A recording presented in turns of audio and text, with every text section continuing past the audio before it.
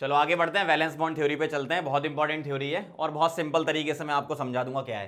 पहले इसके पोस्टुलेट लिख लेते हैं अपन क्या है। वैलेंस बॉन्ड थ्योरी वीबीटी का पोस्टुलेट नंबर ये है 1, ये है कि सेंट्रल मेटल एटम और ion used N-1D, NS, NP और NS, NP एंड ND। अब ये D अंदर वाला भी ले सकता है और D बाहर वाला भी ले सकता है। अगर ये अंदर वाला D ले रहा है, जैसे अगर मैं बोलूं 3D 4S 4P, ऐसा N को अगर 4 रख दूं तो यहां क्या बोलूंगा 4S 4P 4D, इस तरीके से। तो या तो ये कॉम्बिनेशन यूज करेगा या फिर ये कॉम्बिनेशन यूज करेगा। तो सेंट्रल मेटल एटम और आयन यूज दिस और this for bonding, for bonding. ठीक है। Point number 2, ligand, ligand will donate lone pair to the vacant orbital, to the vacant orbital of central metal atom और ion. तो ligand क्या करेगा, अपना lone pair donate करेगा। किसे करेगा, सेंट्रल मेटल एटम या फिर आयन को करेगा। ठीक है। पॉइंट नंबर 3 क्या कहता है, पॉइंट नंबर 3 ये है कि pairing occurs when strong field ligands,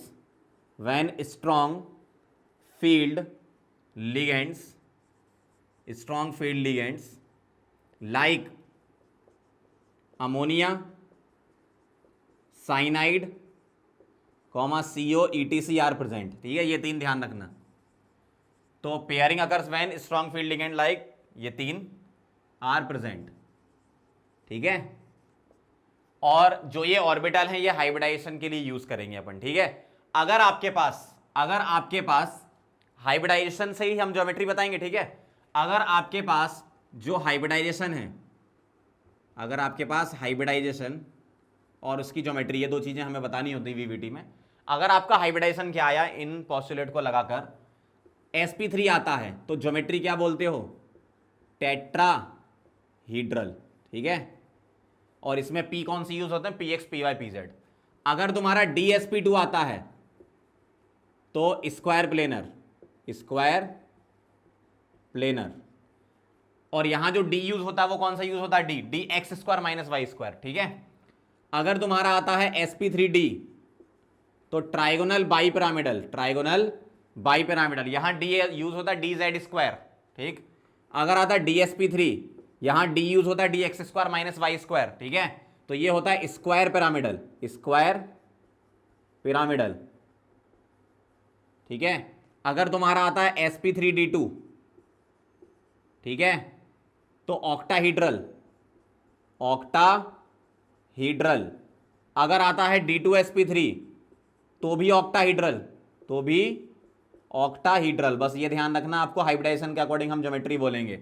और यहां जो डी यूज होंगे वो कौन से होंगे, dx square minus y square और dz स्क्वायर। ठीक है।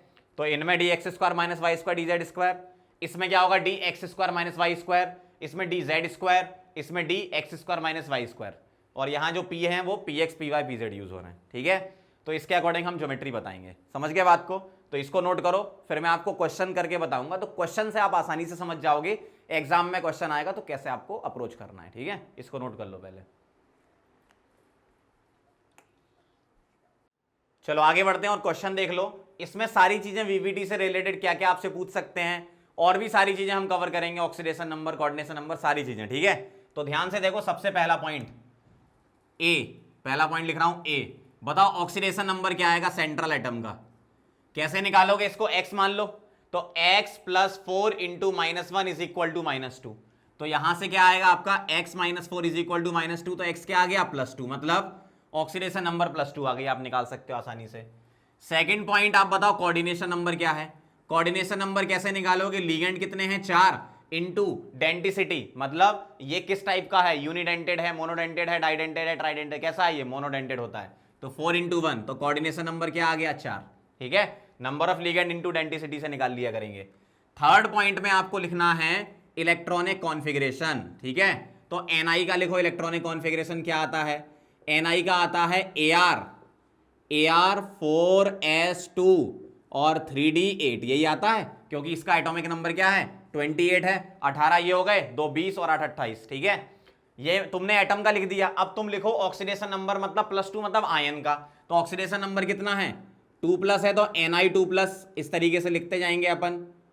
ठीक, क्या आएगा Ar4s0 खत्म हो गया और 3d8, क्यों इलेक्ट्रॉन आउटर मोस्ट ऑर्बिट से निकलते हैं ना। ध्यान रखना 4s में भरते भी पहले हैं और निकलते भी पहले हैं। भरते हैं n+l रूल के अकॉर्डिंग और निकलते ऑर्बिट के अकॉर्डिंग है। तो 4s में से 2 इलेक्ट्रॉन उड़ा दिए मैंने, समझ गया बात को। अब मैं क्या करूंगा फोर्थ पॉइंट में इसका ABC इसके बाद D है ना, इसका हाइब्रिडाइजेशन निकालूंगा। कैसे, ध्यान से देखो जरा। मैंने अभी पोस्टुलेट नंबर 1 क्या लिखा था, n-1d ns और np यूज करेंगे अपन हाइब्रिडाइजेशन में। तो यहां देखो जरा 3d, तो 3d को मैं भर रहा हूं। तो ये हो गया 3d, कितने बॉक्स होते हैं 5, 1 2 3 4 हो गए 5। ये हो गया 4s और ये हो गया 4p भी खाली होगा, 4s भी खाली हो गया, +2 लगा ना। तो ये हो गया आपका 3d, ये हो गया 4s और ये हो गया 4p, मतलब n-1d ns और np ये यूज करेंगे अपन। भर लो जरा। 3d में कितने इलेक्ट्रॉन है 8, तो 1 2 3 4 5 6 7 8 ऐसे ही भरते हो आप। अब आपको क्या करना है, अब यहां पर रुकना है, 1 सेकंड का पॉज लेना है और ये देखना है लीगेंड कैसा है। तो मैंने बताया था CnCO और अमोनिया, इसमें पेयरिंग करानी है। पेयरिंग कराने का मतलब अनपेयर को पेयर बना दो, और कभी अगर आउटर ऑर्बिट में पड़े हो तो उसको भी अंदर डाल देता है, अंदर वाले ऑर्बिट में, ठीक है। तो यहां पर इधर तो नहीं है 4s में, तो कोई बात नहीं। इधर देखो जरा 2 अनपेयर है, Cn क्या करेगा, इनको पेयर करा देगा। पेयर करा देगा इसका मतलब अब आपको कैसा दिखने वाला है, अब आपको दिखने वाला है ऐसा 1 2 3 4, ठीक है, 4s और ये हो गया भाई साहब 4p। बहुत ध्यान से समझना, पहला क्वेश्चन है, बाकी सारे बन जाएंगे आपसे।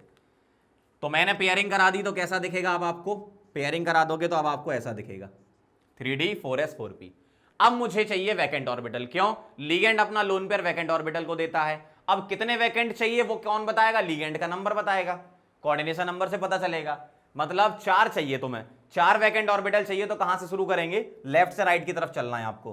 तो एक तो ये उठा लो, ये खाली वाला एक ये उठा लो और 2 यहां से उठा लो। मतलब तुमने क्या किया, एक D को उठाया, एक S को उठाया और 2 P उठाए, मतलब हाइब्रिडाइजेशन इसका क्या आ गया DsP2। तो इस वाले पॉइंट में हाइब्रिडाइजेशन निकाल रहे थे हम, क्या आ गया DsP2 हाइब्रिडाइजेशन आ गया।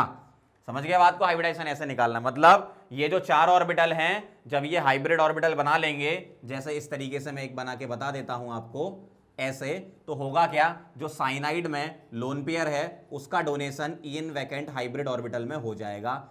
साइनाइड में से कार्बन अपना लोन पेयर किसको देगा, इन सभी वैकेंट ऑर्बिटल को देगा, ठीक है, इस तरीके से होता है। अब डी तक पहुंच गए, ई में बताओ ज्योमेट्री।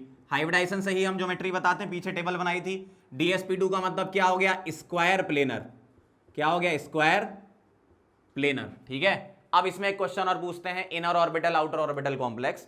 तो अगर अंदर वाला डी यूज हो रहा है, अंदर वाला डी यूज हो रहा है तो हम उसको इनर ऑर्बिटल बोलते हैं, और बाहर वाला डी यूज हो रहा है तो उसको आउटर ऑर्बिटल बोलते हैं। और ऐसा हम कहां पर बोलते हैं, ऐसा हम बोलते हैं कोऑर्डिनेशन नंबर 6 में। तो कोऑर्डिनेशन नंबर 4 में ऐसी कोई बात पूछेंगे नहीं आपसे कि इनर ऑर्बिटल या आउटर ऑर्बिटल, ठीक है। लेकिन अगर फिर भी आप इसमें बोलना चाह रहे हो तो अंदर वाला डी यूज हो रहा है तो इनर ऑर्बिटल होगा, लेकिन इसमें आउटर ऑर्बिटल कैसे बोलोगे, बाहर वाला डी तो यूज हो ही नहीं रहा ना। तो बेसिकली वो डिफाइन किसके लिए होता है, ट्राइगोनल बाइपिरामिडल ज्योमेट्री के लिए और ऑक्टाइडल ज्योमेट्री के लिए, इनर और आउटर, ठीक है। कोऑर्डिनेशन नंबर 4 में हम ऐसा कुछ नहीं बोल रहे। आगे बढ़ो, ई के बाद एफ पर मुझे बता दो जरा मैग्नेटिक मूवमेंट इसका। मैग्नेटिक मूवमेंट कैसे पता चलेगा, फाइनल कॉन्फिगरेशन आफ्टर पेयरिंग, मतलब फाइनल पेयरिंग होने या नहीं होने के बाद। इसमें तो हो रही है, मान लो कभी नहीं होती तो फाइनल देख लेते, इसमें पेयरिंग होने के बाद ये फाइनल देखो, फाइनल। तो पेयरिंग होने के बाद फाइनल बताओ, अनपेयर्ड इलेक्ट्रॉन कितने हैं भाई साहब, 0 हैं, एक भी अनपेयर्ड नहीं दिख रहा फाइनल में, ठीक है। तो अनपेयर्ड इलेक्ट्रॉन 0, अनपेयर्ड इलेक्ट्रॉन्स ये कितने हैं 0, मतलब n की वैल्यू क्या हो गई 0, तो मैग्नेटिक मूवमेंट क्या हो गया 0, ठीक है। मैग्नेटिक मूवमेंट का फॉर्मूला तो आपको याद है ना, √n × n+2। तो n क्या है 0, मतलब मैग्नेटिक मूवमेंट 0। अगर मैग्नेटिक मूवमेंट 0 है तो मैग्नेटिक नेचर भी लिख लो साथ साथ यहीं पर, क्या बोलोगे, डायामैग्नेटिक, क्या बोलोगे, डायामैग्नेटिक, तो हमने क्या किया, पॉइंट नंबर एफ में क्या लिखा, मैग्नेटिक नेचर। कैसे, मैग्नेटिक मूवमेंट की हेल्प से। अगर मैग्नेटिक मूवमेंट जीरो है तो डायामैग्नेटिक, और मैग्नेटिक मूवमेंट नॉन जीरो है तो पैरामैग्नेटिक। ये अनपेड इलेक्ट्रॉन से भी देख सकते हो आप। अगर अनपेड इलेक्ट्रॉन जीरो है तो डाया, नहीं है तो पैरा। ठीक है, चलो आगे बढ़ते हैं, एफ तक पहुंच गए, जी पे चलते हैं। अब आपको बताना है इसमें इफेक्टिव एटॉमिक नंबर। एक्चुअल में एक थ्योरी होती है सिज्विक थ्योरी, ठीक है, पूरा डिटेल में तो नहीं पढ़ेंगे, बस हमें इतना पता होना चाहिए कि इफेक्टिव एटॉमिक नंबर कैसे निकालते हैं। एक्चुअल में थ्योरी ये थी कि जो भी सेंट्रल एटम है, अगर उसका effective atomic number next nearest noble gas के बराबर आता है तो वो कंपाउंड एक्स्ट्रा स्टेबल बोलते हैं। लेकिन जब सिज्विक ने थ्योरी बनाई थी तो बहुत ही कम ऐसे कंपाउंड थे, उसके बाद में बहुत और कंपाउंड बने जिसमें थ्योरी फेल भी हो गई। तो आपको सिर्फ और सिर्फ EN निकालना आना चाहिए, इफेक्टिव एटॉमिक नंबर। ठीक है, तो मैं आपको बता रहा हूं फॉर्मूला क्या होता है। Effective atomic number EN, effective atomic number is equal to atomic number minus oxidation number plus 2 into coordination number. बस ये निकालना आना चाहिए आपको। Effective atomic number minus oxidation number plus 2 into coordination number. Atomic number कितना है central metal atom या ion का, 28, माइनस ऑक्सीडेशन नंबर कितना है 2, प्लस 2 इंटू कोऑर्डिनेशन नंबर कितना है इसका 4। तो अब आप आसानी से निकाल सकते हो, आप सॉल्व कर लो इसको। कितना हो गया ये, 28 में से 2 गया 26 और प्लस 8, ठीक है, 8 और 6 14, 34 आ गया इसका। अगर ये 36 आ जाता तो हम बोलते थे कंपाउंड स्टेबल है। तो बस EN निकालना आपको आना चाहिए, समझ गए बात को। अगला पॉइंट कहां तक पहुंच गया, FGH। अब आपको ये बताना है कि ये कलर्ड है कि कलरलेस है, कॉम्प्लेक्स कलर्ड है कि कलरलेस है। हम कैसे बताते हैं, अगर अनपेड इलेक्ट्रॉन हुआ तो DD ट्रांजिशन होगा, इसका मतलब कलर होगा। अगर अनपेड इलेक्ट्रॉन नहीं हुआ तो DD ट्रांजिशन होगा ही नहीं, मतलब कलरलेस। बताओ इसमें अनपेड इलेक्ट्रॉन है क्या, नहीं है ना, जीरो है, मतलब कलरलेस। समझ गए बात को। तो कितने पॉइंट हो गए अपने, 1 2 3 4 5 6 7 8। तो ये 8 पॉइंट आपको हर जो भी अगले मैं क्वेश्चन कराऊंगा 8 पॉइंट के बारे में सोचना। अब एग्जाम में इनमें से आपसे कोई भी एक पॉइंट पूछ लेंगे। मान लो आपसे पूछे find the magnetic moment of NiCN (2 negative), तो निकाल सकते हो। ठीक है, फाइंड द हाइब्रिडाइजेशन, ये रहा। फाइंड द ज्योमेट्री, ये रहा। कलर है कि कलरलेस, ये रहा। व्हाट इज द EN, ये रहा। मतलब इस टाइप के क्वेश्चन आपसे पूछेंगे। मैंने सारे एक साथ करा दिए, ठीक है, ताकि आप सारे एक साथ करना सीख जाओ। इसको नोट करो, फिर मैं और क्वेश्चन करवा देता हूं और प्रैक्टिस हो जाएगी आपकी। लिख लो पहले। चलो आगे बढ़ते हैं। सेकंड क्वेश्चन देखो, मैंने चेंज कर दिया थोड़ा सा। पहला था अपना NiCN4, ये आ गया NiCO4। ठीक है, न्यूट्रल है, ऊपर कोई भी चार्ज नहीं है। तो सीधी सीधी सी बात, ऑक्सीडेशन नंबर +2 ना होके क्या हो जाएगी अब, 0। क्यों, x + 4 × 0 = 0। CO तो न्यूट्रल होता है ना। कोऑर्डिनेशन नंबर वही रहेगी 4। इलेक्ट्रॉनिक कॉन्फ़िगरेशन सिर्फ Ni का लिखेंगे, Ni+2 का नहीं लिखेंगे। ठीक है, तो इसको मैं हटा दे रहा हूं। Ni2+ का नहीं लिखेंगे, क्यों, चार्ज नहीं है ना, तो इसको हटा दो। तो सिर्फ और सिर्फ किसका लिखेंगे, Ni का, क्योंकि ऑक्सीडेशन नंबर क्या है, 0 है। ठीक है, आगे बढ़ो अगले पॉइंट में। पहली बार तो ऐसे ही भरोगे, लेकिन 4s में भी तो 2 इलेक्ट्रॉन आ गए, तो अब ऐसा दिखेगा आपको 4s में 2 इलेक्ट्रॉन। सही। अब देखेंगे अपन CO, एक सेकंड रुकेंगे, पॉज लेंगे और बताएंगे कि ये वीक फील्ड है कि स्ट्रॉन्ग फील्ड है।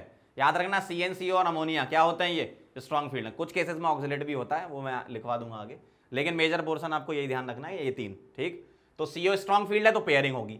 अब अगर स्ट्रॉन्ग फील्ड है, पेयरिंग होगी, तो होगा क्या, अनपेयर को तो पेयर करता ही है, साथ में आउटर ऑर्बिट से भी इनर ऑर्बिट में डाल देता है। जैसे यहां तुमने क्या कराना है, ये स्ट्रॉन्ग फील्ड है तो इसकी तो पेयरिंग होगी, साथ ही साथ ये दोनों इलेक्ट्रॉन भी कहां आ जाएंगे, इधर। तो पेयरिंग होने के बाद दोनों इलेक्ट्रॉन यहां आ जाएंगे, ऐसा। अब जब तुम्हें खाली ऑर्बिटल चाहिए तो कितने चाहिए, 4 चाहिए ना। क्यों, क्योंकि 4 लोन पेयर डोनेशन होने ना, तो 4 वैकेंट ऑर्बिटल। तो ये तो भर गया, अब तो ये तो लेंगे नहीं, अब ये तो भर गया तो ये लेंगे नहीं। अब कहां से शुरू करेंगे, खाली से, और खाली से 4 चाहिए मुझे, तो कौन से वाले 4 लेंगे, देखना ध्यान से। अब आप यहां से शुरू करोगे, S और ये तीनों P। तो आपने क्या लिया, अब D तो है नहीं, आपने एक S लिया और ये 3 P ले लिए। तो अब आपका हाइब्रिडाइजेशन क्या आ गया, sp3। क्या आ गया, sp3। समझ गया बात को। और ये sp3 के 4 ऑर्बिटल में एक एक लोन पेयर किसने दे दिया, अब Cn नहीं देगा, क्या देगा, CO देगा, है ना। समझ गया बात। चलो आगे बढ़ो। sp3 में ज्योमेट्री बोल देना जरा, स्क्वायर प्लेनर नहीं होगी। अब क्या होगी आपकी ज्योमेट्री, बताओ। sp3 में टेट्राहीड्रल, sp3 में क्या होगी, टेट्राहीड्रल। अनपेड इलेक्ट्रॉन कितने हैं, अनपेड इलेक्ट्रॉन फाइनल में देखो, फाइनल में जहां से हाइब्रिडाइजेशन देख रहे थे, 0 same, magnetic nature same. En में क्या चेंज आएगा, निकेल था, पहले भी निकेल था, अब भी निकेल है, तो 28 ऑक्सीडेशन नंबर 2 हटा के अब क्या लिख देंगे, 0। ठीक है, मतलब अब ये 28 + 8 आएगा, मतलब 36। 28 + 8 कितना हो गया, 36। मतलब मैं बोल दूंगा कि ये स्टेबल है। और सिजेविक थ्योरी वैसे भी मेटल कार्बोनाइड्स में वैलिड होती है, मतलब उसमें नियरेस्ट नोबल गैस की तरफ पहुंच जाते हैं, जो नेक्स्ट नियरेस्ट है 36 होता है ना नोबल गैस का। चलो कलर के बारे में बताओ, कलरलेस क्यों, मैग्नेटिक मूवमेंट 0, मतलब अनपेड इलेक्ट्रॉन 0 थे ना, तो इसलिए कलरलेस होगा। समझ गए बात को किस तरीके से करना है, फटाफट से नोट करो, फिर एक NiCl4 वाला और कर लेते हैं इसका भाई। ठीक है, चलो आगे बढ़ते हैं, और अगला है NiCl4 2 नेगेटिव। ठीक है, कोऑर्डिनेशन नंबर 4 में 3 एग्जांपल से आप समझ गए होंगे, एक आखिरी और ये वाला है ना। NiCl4 2 नेगेटिव, बताओ ऑक्सीडेशन नंबर कितनी आएगी इसकी, +2 आएगी। कैसे, इसको x मान लो, तो x - 4 = -2, x क्या आ गया, +2, oxidation number +2। Coordination number same है, Ni का सही है। अब यहां क्या लिखोगे, Na2+ का, क्यों, ऑक्सीडेशन नंबर कुछ आ गई ना, तो Na2+ का क्या लिखोगे, Ar 4s में से 2 उड़ा दो, तो 4s 0 और 3d कितना है, 8। सही है। अब देखो यहां पर क्या कहानी है, ये जो फिल किया था ऐसे फिल रहेगा, लेकिन अब पेयरिंग नहीं होगी, क्यों, Cl आ गया, हेलोजन वीक फील्ड होते हैं। ठीक है, कौन से स्ट्रॉन्ग फील्ड ध्यान रखना, COCN अमोनिया। ठीक है, ये क्या है, वीक फील्ड है, तो अब यहां पेयरिंग नहीं करेंगे, तो यहां पेयरिंग मत करना, यहां तो वैसे भी इलेक्ट्रॉन नहीं थे, तो जो पहली बार आपको दिखेगा कॉन्फ़िगरेशन वो ऐसा दिखेगा। सही ना, 3d8 4s 0 और ऐसा।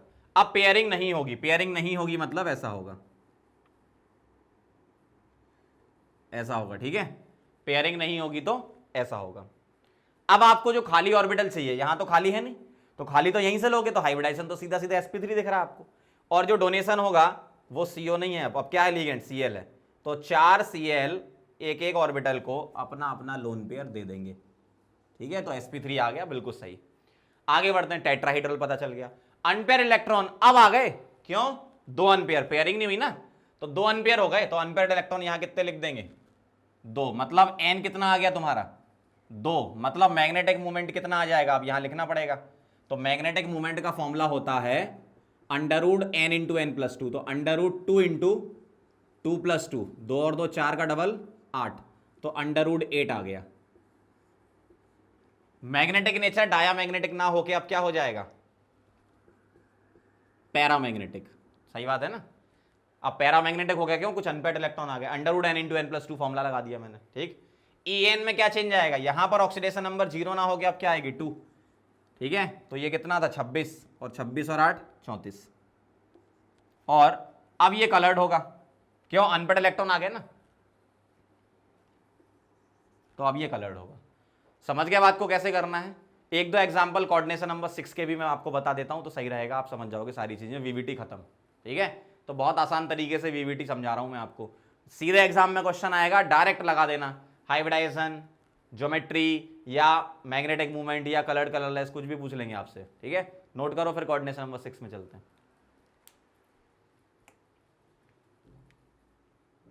चलो कोऑर्डिनेशन नंबर 6 के कुछ कंपाउंड एग्जांपल सॉल्व कर लेते हैं, आपको आइडिया लग जाएगा एग्जाम में कैसे करना है। ठीक है, तो स्टार्ट करते हैं। नंबर 1, पहला पॉइंट क्या था बताओ जरा, ए, ऑक्सीडेशन नंबर निकाल लेते हैं। ठीक है, ऑक्सीडेशन नंबर सेंट्रल एटम का, कोबाल्ट का, तो oxidation number is equal to कैसे निकलेगा, x + 6 × 0 = 3, मतलब क्या आ गया आपका, +3।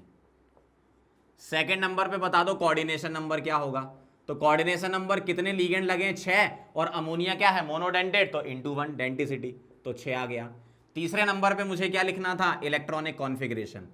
इलेक्ट्रॉनिक कॉन्फ़िगरेशन लिखो जरा, किसका, कोबाल्ट का लिख लो, तो कोबाल्ट का एटॉमिक नंबर होता है 27। ठीक है, और इसके आगे क्या लिखते हो, कोबाल्ट 27 में क्या आता है, Ar 18 हो गए, 4s2 20 हो गए, और 3d7 27 हो गए। ठीक है, सही जा रहे हैं अपन, ध्यान से देखते जाओ। अब मुझे +3 लगा है ऑक्सीडेशन नंबर, तो CO+3 का लिखना है, कितना है, 27 CO+3 का, 3 इलेक्ट्रॉन उड़ाने हैं, 2 इलेक्ट्रॉन उड़ेंगे कहां से, 4s से, और 1 इलेक्ट्रॉन उड़ेगा 3d से। सही है ना, 2 4s से, 1 3d से, तो 3d6 हो गया। चलो इसको फिल कर लेते हैं। चौथे पॉइंट में हम हाइब्रिडाइजेशन निकाल लिया करते थे, तो हाइब्रिडाइजेशन के लिए क्या करते हैं अपन, 3d कितने इलेक्ट्रॉन है, 6, ध्यान से देखना जरा, 3d में है 6, तो 1 2 3 4 बॉक्स ये बन गए, 3d 4s 4p और 4d भी बना लेते हैं, क्योंकि 6 लिगेंड आ गए ना, तो हो सकता है बाहर वाला यूज हो, नहीं होगा तो खाली छोड़ देंगे, होगा तो ले लेंगे। ठीक है, तो ये हो गया क्या 3d, ये हो गया क्या 4s, ये हो गया क्या 4p और ये हो गया क्या 4d। या तो ये 3 यूज होंगे या ये 3 यूज होंगे, पोस्टुलेट नंबर 1 में लिख चुका है। चलो आगे बढ़ते हैं। 3d में 6 इलेक्ट्रॉन भर दो जरा फटाफट से, 1 2 3 4 5 और 6। ठीक है, ये भर दिए इलेक्ट्रॉन। अब देखेंगे एक नजर लिगेंड की तरफ। अमोनिया, ओहो अमोनिया क्या होता है, स्ट्रॉन्ग फील्ड पेयरिंग करेगा। पेयरिंग करेगा इसका मतलब ये इलेक्ट्रॉन को यहां भेज दो और ये इलेक्ट्रॉन को यहां भेज दो और इसको इसके साथ पेयर कर दो, मतलब सीधी सी बात है 4 इलेक्ट्रॉन के 2 पेयर बन जाएंगे, उसको भर देंगे। ठीक है, तो 4 इलेक्ट्रॉन के 2 पेयर बन जाएंगे, उसको भर देंगे। तो कैसा दिखेगा, भर देंगे तो ऐसा दिखेगा, 1 2 3 4 5 ही हो गए, ये खाली, ये खाली और ये खाली 4d तक। ठीक है, 1 2 3 4। अब क्या करना है, इसमें पेयरिंग तो करा दें पहले, 1 पेयर 2 पेयर 3 पेयर। अब हमें चाहिए खाली ऑर्बिटल, ताकि अमोनिया अपना लोन पेयर दे सके, क्योंकि वो लुईस बेस की तरह काम करेगा लिगेंड और ये लुईस एसिड की तरह, तो खाली ऑर्बिटल चाहिए, हाइब्रिड ऑर्बिटल। तो मैं कहां से उठाऊंगा, लेफ्ट से राइट की तरफ चलो। कितने चाहिए, जितने लिगेंड लगे 6। तो देखना जरा ध्यान से, 1 2 3 4 5 6, ये तो बाहर वालों का कोई काम नहीं, मतलब खाली छोड़ दो, कोई दिक्कत नहीं है। तो डी के कितने उठाए तुमने, 2, एस के कितने उठाए 1 और पी के कितने उठाए 3। तो ये आ गया हाइब्रिडाइजेशन क्या, D2sp3। मतलब ये जो 1 2 3 4 5 6 ऑर्बिटल हैं, 6 हाइब्रिड ऑर्बिटल, 1 2 3 4 5 6 हो गए। तो 6 हाइब्रिड ऑर्बिटल में अमोनिया अपना लोन पेयर डोनेट करेगा और कोऑर्डिनेट बॉन्ड बनाएगा। अमोनिया लुईस बेस और मेटल आयन जो होगा वो लुईस एसिड की तरह क्या करेगा, काम करेगा। समझ रहे हो बात को। तो इस तरीके से हम दिखा देंगे। तो 6 अमोनिया, एक एक लोन पेयर, एक एक ऑर्बिटल को, हाइब्रिड ऑर्बिटल को दे रहे हैं। चलो आगे बढ़ो, ज्योमेट्री बता दो इसके अकॉर्डिंग। D2sp3 पे ज्योमेट्री क्या होती है, D2sp3 पर ज्योमेट्री होती है ऑक्टाहीड्रल। ठीक है, चाहे sp3d2 हो तब भी ऑक्टाहीड्रल ही होती है ना, D2sp3 ऑक्टाहीड्रल।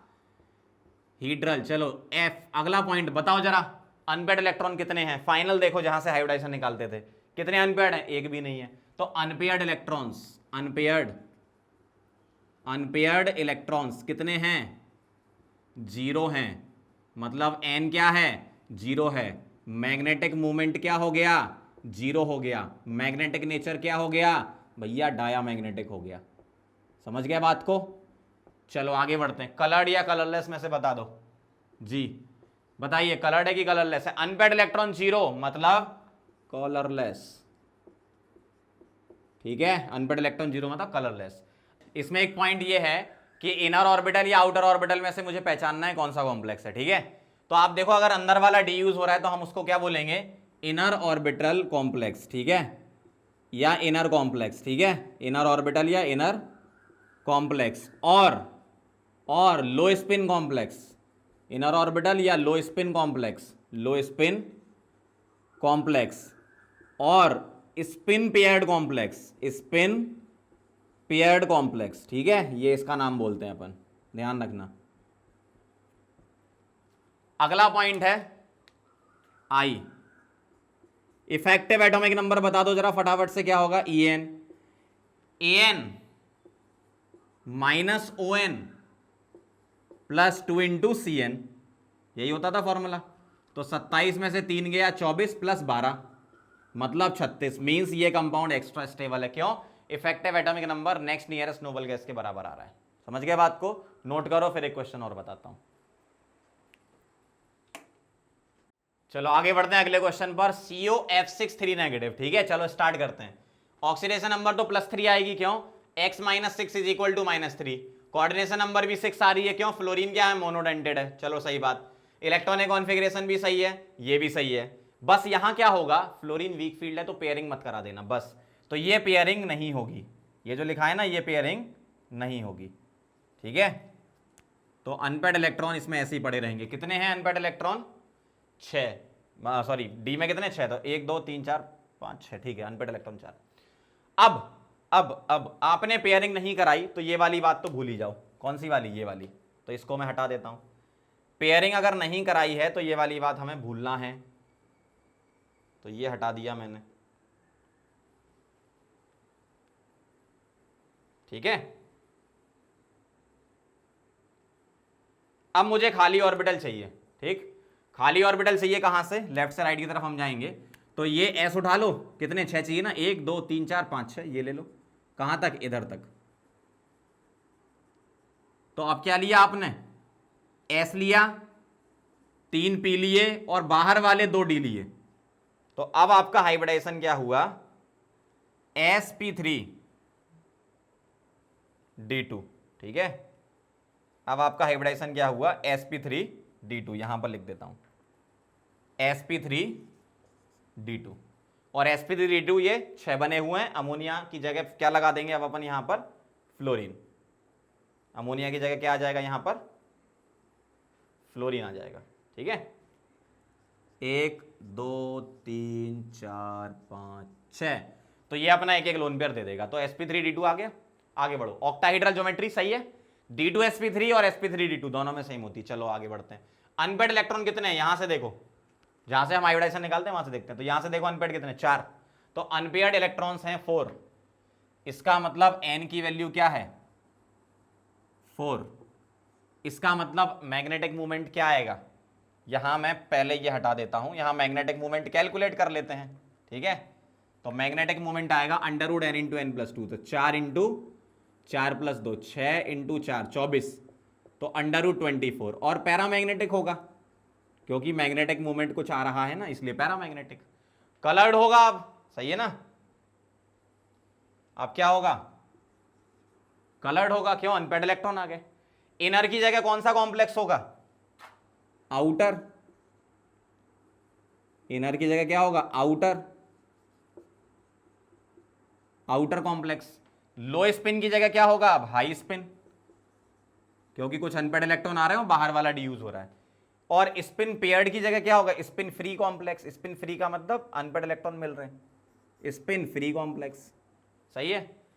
En निकाल लो, En तो मेरे ख्याल से सेम आएगा, हाँ सही है, क्यों, क्योंकि ऑक्सीडेशन नंबर भी वही है, कोऑर्डिनेशन नंबर भी वही है, और एटॉमिक नंबर तो वो होता ही है 27, समझ गया बात को। तो इस तरीके से आपको क्वेश्चन सॉल्व करने हैं। एक और मैं फाइनल करवा देता हूं आपको, लास्ट क्वेश्चन। अब आप समझ गए होंगे वीवीटी के क्वेश्चन कैसे एग्जाम में आएंगे और किस तरीके से आपको अप्रोच करना है, ठीक है। नोट करो, एक लास्ट क्वेश्चन और हो जाए।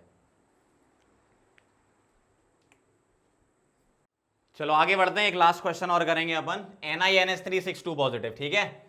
बताओ जरा ऑक्सीडेशन नंबर क्या लिख दूं मैं यहां पर, +2 लिख दूं, क्यों, NiX + 6 × 0 = 2, तो ऑक्सीडेशन नंबर 2 हो गया। कोऑर्डिनेशन नंबर 6 सही है, यहां पर कोबाल्ट हटा के क्या आ जाएगा, Ni आ जाएगा, ठीक है। कोबाल्ट हटा के क्या लगा दूं मैं, निकल, और यहां 3D7 की जगह क्या लिख दूं, 8। अब कितना लगाना है, +2 लगाना है, तो 28 Ni कितना, +2+, ठीक है। यहां पर 2 इलेक्ट्रॉन 4s से चले जाएंगे, लेकिन D में 8 रहेंगे, सही है। 1 2 3 4 5 6 7 8, सही है यहां तक। अब चलेंगे यहां, अमोनिया क्या है, स्ट्रॉन्ग फील्ड, तो क्या कराता था, पेयरिंग, लेकिन यहां ऐसा नहीं होगा। सुनो ध्यान से, अगर मैं इसकी पेयरिंग करा देता, अगर मैं इसकी पेयरिंग करा देता तो सिर्फ एक ऑर्बिटल खाली मिलता, ये तो पेयर होके यहां चला जाता, तो मैं क्या ऐसे लेता, DsP3D, क्यों, चाहिए तो 6 है ना, क्योंकि 6 लिगेंड लगे तो 6 चाहिए। DsP3D तो कुछ होता नहीं है ना, या तो D2sp3 होगा या sp3D2 होगा। तो होता क्या है, अमोनिया भले ही स्ट्रॉन्ग फील्ड हो, यहां पर पेयरिंग नहीं करता, क्योंकि ये यूज कर ही नहीं सकते। आप मान लो पेयरिंग करा देता तो ये खाली ऑर्बिटल यूज कर ही नहीं सकते। तो इससे अच्छा है कि इलेक्ट्रॉन दो अलग अलग ऑर्बिटल में रहें। अगर आप यूज नहीं कर रहे हो तो इलेक्ट्रॉन को दो अलग अलग ऑर्बिटल में रखो, ज्यादा स्टेबल होते हैं कंपेरिजन टू एक ही ऑर्बिटल में, ड्यू टू इलेक्ट्रॉनिक रिपल्सन। और इसका मैग्नेटिक मूवमेंट का जो डेटा है एक्सपेरिमेंटली, वो भी ये प्रूव करता है कि ये पेयर नहीं हो रहे हैं, ठीक है। तो इसको पेयर मत करा देना, इसमें ध्यान रखना, NiNH3 पॉजिटिव, तो ये पेयर नहीं होता भले ही स्ट्रॉन्ग फील्ड लिगेंड हो। रीजन मैं बता चुका हूं। अब चलो आगे, अगर मैं 6 ऑर्बिटल लेना चाहता हूं तो यहीं से शुरू करूंगा ना, 4 ये और 2 ये, मतलब हाइब्रिडाइजेशन तो यही रहने वाला है, sp3d2। और यहां फ्लोरीन की जगह क्या आ जाएंगे, सारे अमोनिया आ जाएंगे। ठीक है, यहां फ्लोरीन की जगह क्या आ जाएंगे, सारे अमोनिया, क्योंकि अमोनिया डोनेट कर रहा है ना अब आपका लुईस बेस है, और जो मेटल होता है वो क्या होता है, लुईस एसिड की तरह काम करता है, और ये हाइब्रिड ऑर्बिटल में डोनेट कर देते हैं, यही होता है। चलो ठीक है, sp3d2 पहुंच गया भाई साहब, आगे बढ़ो। ऑक्टाहाइड्रल सही है, अनपेयर्ड इलेक्ट्रॉन कितने हैं, 2। बस यहां लोग गलती कर देते हैं, ध्यान रखना। यहां क्या करते हैं लोग, ये सोचते हैं अच्छा अमोनिया है, पेयरिंग करा देगा, अनपेयर्ड 0 ना, अनपेयर्ड इलेक्ट्रॉन 2 होते हैं इसमें। ठीक है, मतलब n की वैल्यू क्या है, 2, और ये क्या आ जाएगा, √2 इंटू 2+2, मतलब √8 आ जाएगा ये। और पैरामैग्नेटिक होता है, ध्यान रखना। कलर्ड है, अगर पैरामैग्नेटिक है तो कलर्ड है, क्योंकि अनपेयर्ड होंगे। आउटर ऑर्बिटल है, बिल्कुल सही, हाई स्पिन है, स्पिन फ्री है, बिल्कुल सही। En बता दो, atomic number minus oxidation number 2 +2 into coordination number, 28 में से 2 गया कितना, 26, और 12 38 हो गया ये। ठीक है, इस तरीके से आप En निकाल सकते हो। समझ गया बात को, किस तरीके से आपको एग्जाम में क्वेश्चन अप्रोच करना है। ध्यान रखना आप, NiNH3 6 में पेयरिंग नहीं होती। ऐसे और कौन कौन से स्पेशल केस हैं जो आपको ध्यान रखने पड़ेंगे, मैं यहां पर एक पॉइंट बना के लिख देता हूं, तो आप उसको याद कर लेना। ठीक है, जैसे पहला पॉइंट आपको क्या ध्यान रखना है, पहला पॉइंट ये ध्यान रखना है कि platinum in coordination number 4 always square planar. Platinum coordination number 4 में स्क्वायर प्लेनर। कौन कौन से, प्लेटिनम के अलावा और भी होते हैं, प्लेटिनम, पैलेडियम एंड गोल्ड, ये क्या होते हैं, स्क्वायर प्लेनर होते हैं, ये ध्यान रखना आप। पॉइंट नंबर 2, एक सेकंड पॉइंट और ध्यान रखना, क्या कि CO C2O4 whole thrice 3 negative, मतलब ऑक्सिलेट जो है वो कोबाल्ट के साथ स्ट्रॉन्ग फील्ड लिगेंड की तरह काम करता है, मतलब this is diamagnetic. Strong field मतलब पेयरिंग हो जाती है यहां पर, डायामैग्नेटिक होता है, D2sp3 होता है। ठीक है, बाकी सारी कहानियां आप जानते हो इसकी, D2sp3 के आगे की। ठीक है, मैग्नेटिक मूवमेंट 0 होगा, कलरलेस होगा, ये सारी चीजें बस ये ध्यान रखना। ऑक्सिलेट यूजुअली वीक फील्ड होता है, लेकिन कोबाल्ट के साथ क्या होता है, ये स्ट्रॉन्ग फील्ड की तरह काम करता है। और एक ये पॉइंट ध्यान रखना। ठीक है, इतना काफी है जेई मेन और नीट के लिए VBT में। बाकी और भी वेरिएशन होते हैं, DSP3 SP3D, ये सारे भी होते हैं, लेकिन इतने में ही काम हो जाएगा। एग्जाम में क्वेश्चन आएगा तो कोऑर्डिनेशन नंबर 4 या 6 में से आएगा, और 6 जिसमें से सबसे ज्यादा इंपॉर्टेंट है। ठीक है, नोट कर लो इसको।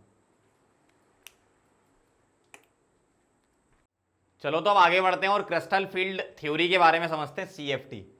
ये VBT का एक तरीके से एडवांस वर्जन आप बोल दो, crystal field theory. Crystal field theory क्या होती है, ये इलेक्ट्रोस्टैटिक अप्रोच है मेटल के d ऑर्बिटल में स्प्लिटिंग समझाने के लिए। ठीक है, क्या है ये, electrostatic approach used to describe the splitting in metal d orbitals. ठीक, सीधी सी बात। अब होता क्या है, ये 2 केस में हम पढ़ते हैं अपने सिलेबस में, एक ऑक्टाहेड्रल फील्ड और एक टेट्राहेड्रल फील्ड। ठीक है, मतलब ऑक्टाहेड्रल ज्योमेट्री और टेट्राहेड्रल ज्योमेट्री में हम पढ़ेंगे, बाकी स्क्वायर प्लेनर में भी होती है, वो एडवांस लेवल की बात है। तो हम क्या करेंगे, पहले ऑक्टाहेड्रल का मैं समझाऊंगा आपको, फिर टेट्राहेड्रल का। तो क्या कहानी है, मेरे पास एक कॉम्प्लेक्स, मान लो आप, मेरे पास एक कॉम्प्लेक्स है, मेटल M है, और इसमें कितने लीगेंड लगे हुए हैं, 6 लीगेंड। तो ये ऑक्टाहेड्रल ज्योमेट्री होगी। और ऑक्टाहेड्रल ज्योमेट्री कैसी होती है, मेटल M, 4 लीगेंड एक प्लेन में और 2 लीगेंड परपेंडिकुलर ऊपर और नीचे। ठीक है, तो इस तरीके से इसकी ज्योमेट्री हो गई Ml6 की, क्या हो गई, ऑक्टाहेड्रल ज्योमेट्री। तो होता क्या है, जब मैं d ऑर्बिटल को, जब मैं मेटल के d ऑर्बिटल को फ्री स्टेट में मानता हूं, सपोज मैंने कॉम्प्लेक्स नहीं बनाया, सिर्फ मेरे पास मेटल है, तो उन d ऑर्बिटल की एनर्जी क्या होगी, कम होगी, और वो जो d ऑर्बिटल होंगे वो 5 के 5 डीजनरेटेड होंगे। 1 2 3 4 हो गए 5। तो ये मैं बोल रहा हूं क्या, डीजनरेटेड मतलब ऑर्बिटल्स ऑफ इक्वल एनर्जी, मतलब ये क्या है, degenerated d orbitals in free state. Free state का मतलब क्या है कि कॉम्प्लेक्स अभी नहीं बना, अभी सिर्फ मेटल है। अब अगर मेटल ने कॉम्प्लेक्स बना लिया तो कॉम्प्लेक्स में अब लीगेंड आ जाएंगे, और लीगेंड और d ऑर्बिटल में होगा रिपल्सन, तो एनर्जी बढ़ेगी। मतलब अब जो 5 d ऑर्बिटल आपके सामने होंगे, अब जो 5 d ऑर्बिटल आपके सामने होंगे, अब ये जो d ऑर्बिटल है इनकी एनर्जी बढ़ गई, पहले कम थी फ्री स्टेट में, अब कॉम्प्लेक्स में आ गए। तो ये क्या है, डीजनरेटेड डीजेनरेटेड डी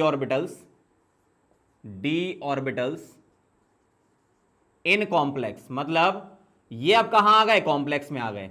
आप ऐसा समझो मेटल प्लस लीगेंड यहां काम चल रहा है और ये काम हो गया है, मतलब मेटल अलग था, लीगेंड से रिएक्शन करी, Ml6 बन गया, अब ये कॉम्प्लेक्स की बात हो गई।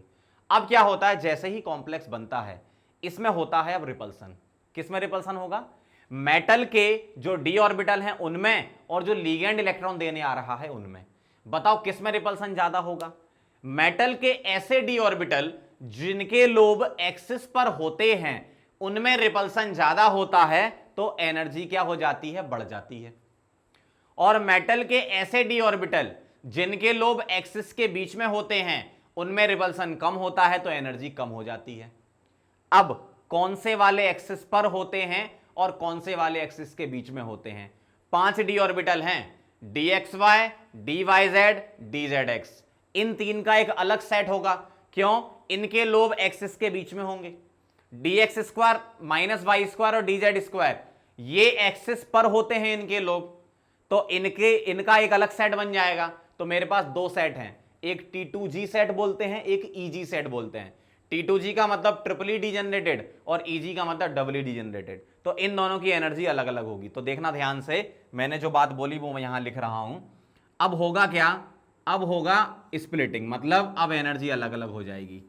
क्या होगा, 3 ऑर्बिटल ऐसे बनेंगे जो सेम एनर्जी के होंगे, जिनको बोलेंगे ट्रिपली डीजेनरेटेड, मतलब T2G सेट, इसको बोलते हैं T2G सेट। और ये कौन से वाले होंगे, dxy, dyz, dzx। और 2 ऑर्बिटल ऐसे होंगे जिनकी एनर्जी सेम होगी लेकिन उनसे ज्यादा होगी, और ये कौन से सेट होंगे, EG सेट। एक अपने पास रेफरेंस लाइन जिसको हम बोलते हैं बेरी सेंटर, ये होता है, और बेरी सेंटर से नीचे जो एनर्जी है और बेरी सेंटर के ऊपर जो एनर्जी है वो अलग अलग होती है। बेरी सेंटर के ऊपर 3/5 डेल्टा O होती है और बेरी सेंटर के नीचे होती है 2/5 डेल्टा O। मतलब ये 2/5 डेल्टा O डिक्रीज हो जाती है इनकी एनर्जी, क्यों, इनको रिपल्सन कम मिलना है और इनको रिपल्सन ज्यादा मिलना है क्योंकि एक्सिस पर लोब हैं और लीगेंड एक्सिस से ही आते हैं ऑक्टाहेड्रल में। तो ये 3/5 डेल्टा O इंक्रीज हो जाती है। ये जो डेल्टा O लिखा है इसका नाम क्या है, जो डेल्टा O होता है उसको बोलते हैं CFSE, crystal field splitting energy, या क्रिस्टल फील्ड स्प्लिटिंग की जगह स्टेबलाइजेशन एनर्जी भी बोल सकते हो, है ना। तो इसको हम बोलते हैं क्रिस्टल फील्ड स्प्लिटिंग एनर्जी, ठीक है, क्रिस्टल फील्ड स्प्लिटिंग एनर्जी। और ये जो सबस्क्रिप्ट O लगाई गई है, मतलब O का क्या हो गया, ऑक्टाहेड्रल फील्ड। ठीक है, फिर से सारी कहानी हम समझेंगे और डायग्राम से मैं मॉडल से आपको समझाते जाऊंगा तो आपको क्लियर समझ में आ जाएगा। जैसे देखो ये है मेरे पास जो येलो वाला आपको बीच में दिख रहा है, जो येलो वाला बीच में दिख रहा है, ये क्या है, मेटल है। ये सारे के सारे क्या हैं, लीगेंड हैं। तो लीगेंड का काम क्या होता है, लोन पेयर डोनेट करने आ रहा है। अगर मैं लुईस बेस बोल दूं लीगेंड को, तो लीगेंड क्या करेगा, लीगेंड लोन पेयर देने आ रहा है। किसको देने आ रहा है, मेटल को देने आ रहा है। ठीक है, अब होगा क्या, मेटल के पास खुद भी तो डी ऑर्बिटल है, तो उसी डायरेक्शन में, डी ऑर्बिटल के डायरेक्शन में जिसमें लीगेंड आ रहा है उसमें रिपल्सन ज्यादा होगा। अब याद करो आप, मेटल के जो डी ऑर्बिटल थे उनमें से 2 डी ऑर्बिटल ऐसे थे जो एक्सिस पर होते थे। कौन से, x square minus y square और जेड स्क्वायर, उसको बोलते हैं डबली डीजेनरेटेड मतलब EG, डबली डीजेनरेटेड मतलब EG सेट। और 3 ऐसे ऑर्बिटल थे जो एक्सिस के बीच में होते हैं 45 डिग्री एंगल पर, वो होते हैं T2G, dxy, dyz, dzx, जो एक्सिस के बीच में होते हैं। तो लीगेंड तो एक्सिस से आ रहा है ना। अगर मैं इसको बोलूं, जैसे मान लो ये है -x, ये +x, ये हो गया आपका +y, ये -y, ये +z, ये -z, तो लीगेंड तो x y z एक्सिस पर ही है ना। तो लीगेंड जो डोनेट करेगा लोन पर वो तो एक्सिस से ही आएगा ना देने, तो एक्सिस वाले ऑर्बिटल में ज्यादा रिपल्सन होगा कंपेरिजन टू बीच वाले। बीच में जो लोब बनेंगे उनमें कम रिपल्सन, एक्सिस पे जो लोब बनेंगे ज्यादा रिपल्सन, इसलिए ये एनर्जी का यहां स्प्लिटिंग दिखता है। समझ गए बात को। तो ये कहानी है ऑक्टाहेड्रल फील्ड में क्रिस्टल फील्ड स्प्लिटिंग समझा रहा था। इसको नोट करेंगे, इसके बाद टेट्राहेड्रल फील्ड में चलेंगे। पहले इसको आराम से नोट कर लो।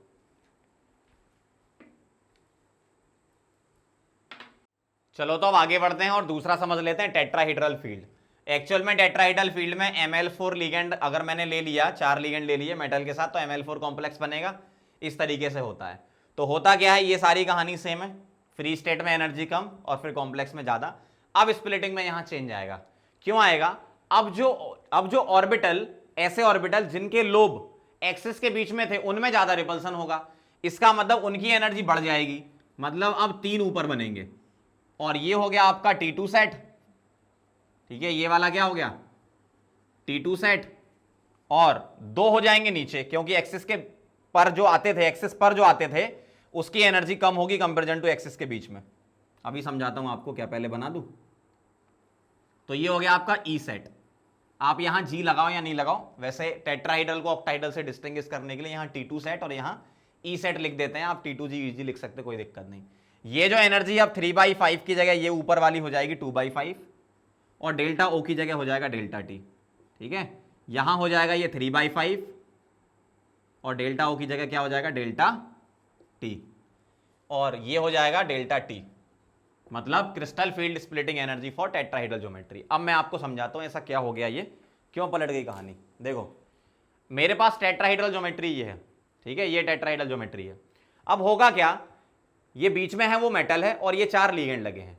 अब ये जो लीगेंड आ रहे हैं ये एक्सिस से नहीं आ रहे हैं, ये एक्सिस के बीच में बना रखा है मैंने। क्यों? क्योंकि टेट्राहेड्रल में एंगल क्या होता है, 109.5 और एक्सिस के बीच का एंगल 90 डिग्री होता है। मतलब जो लोब एक्सिस के बीच में बने हैं 45 डिग्री पे बने होंगे ना, दो एक्सिस के बीच का एंगल 90 और जो लोब बने हैं वो 45 पर, जो एक्सिस के बीच वाले हैं, तो उनमें रिपल्सन ज्यादा देंगे। ये कौन, लीगेंड अपना लोन पे डोनेट करने आएंगे ना, तो उन लोब में ज्यादा रिपल्सन होगा जो एक्सिस के बीच में है, उन लोब में ज्यादा रिपल्सन होगा जो एक्सिस के बीच में है, मतलब उनकी एनर्जी बढ़ जाएगी। तो dxy, dyz, dzx, ये 3 का जो सेट था उसके लोब 45 डिग्री मतलब एक्सिस के बीच में होते थे, तो उसमें रिपल्सन ज्यादा मिलेगा, एनर्जी बढ़ जाएगी। जबकि जो एक्सिस पर है अब उनकी एनर्जी कम हो जाएगी, उनमें रिपल्सन कम लगेगा, इसलिए ये नीचे आ गया सेट। तो समझ गए क्या चेंज हुआ। ऑक्टाहीड्रल में T2G नीचे EG ऊपर, टेट्राहीड्रल में E नीचे T2 ऊपर, ठीक है। और जो टेट्राहीड्रल और ऑक्टाहीड्रल की एनर्जी के बीच का रिलेशन होगा, ऑब्वियसली आप सीधी सी बात है, उसमें 6 लीगेंड थे ऑक्टाहीड्रल में, टेट्राहीड्रल में 4 हैं, तो ऑब्वियसली ऑक्टाहीड्रल की जो एनर्जी है वो ज्यादा होती किससे, टेट्राहीड्रल से, स्प्लिटिंग एनर्जी, ठीक है। ये जो यहां की एनर्जी है ना डेल्टा T डेल्टा O वाली, वो। और ऐसा रिलेशन एक होता है एक्सपेरिमेंटली, ध्यान रखना आप, डेल्टा T होता है 4/9 times delta O, delta T is equal to 4/9 times delta O, ठीक है। ये होता है रिलेशन। तो कभी अगर आपको डेल्टा O दे दिया जाए तो आपसे डेल्टा T निकलवा लें तो 4/9 टाइम्स होता है, ध्यान रखना, ठीक। तो इतनी सी बात हमें इसमें समझनी थी। अब इसके एप्लीकेशन पर हम चलते हैं, CFT पर एग्जाम में किस टाइप के क्वेश्चन आ सकते हैं, ठीक है। बहुत ही रेयर चांस होते हैं कि इसके एप्लीकेशन पर क्वेश्चन आए, लेकिन फिर भी एक बार आप देख लो, एक बार रीड कर लेना जो मैं पढ़ा रहा हूं, बस उतना ही, ठीक है, नोट करो इसे। चलो तो अब आगे बढ़ते हैं और ये देख लेते हैं कि कौन कौन से factor crystal field splitting energy या स्टेबलाइजेशन एनर्जी को अफेक्ट करते हैं। जैसे पहला फैक्टर है नंबर 1, ऑक्सीडेशन नंबर। तो crystal field splitting energy is directly proportional to oxidation number of central atom. Oxidation number निकाल लो, चेक कर लो, जिसका ऑक्सीडेशन नंबर ज्यादा उसकी क्रिस्टल फील्ड स्प्लिटिंग एनर्जी ज्यादा होगी। सेकेंड पॉइंट की बात कर लें, नेचर ऑफ मेटल की बात करेंगे तो CFSE का जो ऑर्डर होता है, 3D सीरीज का अगर मेटल है आपका सेंट्रल मेटल एटम तो उसकी कम, 4D की ज्यादा और 5D की और ज्यादा। ऑर्बिटल साइज बढ़ने की वजह से रिपल्सन बढ़ेगा, CFSE बढ़ेगी। तीसरा पॉइंट पे अपन बात करें ज्योमेट्री, तो ज्योमेट्री पे भी डिपेंड करता है CFSE। दो ज्योमेट्री हमने पढ़ी, क्या क्या पढ़ी, ऑक्टाहीड्रल और टेट्राहीड्रल। स्क्वायर प्लेनर भी होती है एक, लेकिन उसको अपन नहीं पढ़ रहे हैं, सिर्फ ऑक्टा और टेट्रा में कंपेयर कराएं तो ऑक्टाहीड्रल की ज्यादा होती किससे, टेट्रा से। स्क्वायर प्लेनर होता तो उसकी और ज्यादा होती है। और जो टेट्राहीड्रल वाली होती है डेल्टा T, वो होती है 4/9 डेल्टा O, 4/9 डेल्टा O। और अगर स्क्वायर प्लेनर से कंपेयर कराओगे तो 1.3 टाइम्स डेल्टा O होती है डेल्टा स्क्वायर प्लेनर की, ठीक है। बाकी इसकी ध्यान रखना, उसकी मत रखना। फोर्थ नंबर की बात करें तो नेचर ऑफ लिगेंड, ये सबसे इंपॉर्टेंट पॉइंट है, ये ध्यान रखना। Nature of ligand, nature of ligand, ligand के नेचर पर CFSE डिपेंड करती है। कैसे हम समझाते हैं, strong field ligand, strong field ligand की CFSE ये ज़्यादा होती है और वीक फील्ड लिगेंड की CFSE क्या होती है, कम होती है। और एक स्पेक्ट्रोकेमिकल सीरीज होती है, उसके अकॉर्डिंग हम इसको अरेंज करते हैं, स्पेक्ट्रोकेमिकल सीरीज के अकॉर्डिंग। तो मैं यहां पर स्पेक्ट्रोकेमिकल सीरीज लिख देता हूं और ये बता दूंगा किसकी CFSE ज्यादा किसकी कम, मतलब कौन से स्ट्रॉन्ग फील्ड होते हैं कौन से वीक फील्ड होते हैं। तो स्पेक्ट्रोकेमिकल सीरीज बहुत इंपॉर्टेंट पॉइंट है ये, इसको याद रखना। स्पेक्ट्रोकेमिकल सीरीज, इसका एक अलग से वीडियो भी मेरा चलता है स्पेक्ट्रोकेमिकल सीरीज का, अगर आप YouTube पे सर्च करेंगे स्पेक्ट्रोकेमिकल सीरीज तो सबसे ऊपर आएगा वीडियो, स्पेक्ट्रोकेमिकल सीरीज, ठीक है। बहुत चलती है ये वाली सीरीज अपनी, तो इसको याद करना बहुत आसान भी है, अच्छा तरीका, इसलिए लोगों को पसंद भी आता है, ठीक है। स्पेक्ट्रोकेमिकल सीरीज कैसे याद करते हैं, देखो आयोडीन ब्रोमीन, ठीक है। इसको ऐसे याद करना, एक बार सचिन क्लास से फरार और ऑक्सलेट का पानी से प्यार, ये वीक फील्ड होते हैं। और इसमें भी स्ट्रेंथ क्या हो रही है, इस तरफ बढ़ रही है। एक बार सचिन क्लास से फरार और ऑक्सलेट का पानी से प्यार, इसके बाद स्ट्रॉन्ग फील्ड कंसीडर करते हैं। वाटर तक वीक होते हैं, उसके बाद स्ट्रॉन्ग फील्ड है। स्ट्रॉन्ग फील्ड को कैसे याद करेंगे, नाचते हुए उड़ता अमोनिया, EDTA4 नेगेटिव है ना, नाचते हुए उड़ता ammonia in north Canada and Colombo में मिला, ठीक है। पूरी फिर से बोल दे रहा हूं, एक बार सचिन क्लास से फरार और ऑक्सलेट का पानी से प्यार, ये वीक फील्ड हो गए। नाचते हुए उड़ता ammonia in north Canada and Colombo में मिला, ये स्ट्रॉन्ग फील्ड हो गए। मतलब हमें क्या करना है, अगर ये सीरीज डायरेक्ट याद होती तो बहुत अच्छी बात है, जल्दी याद कर लेना।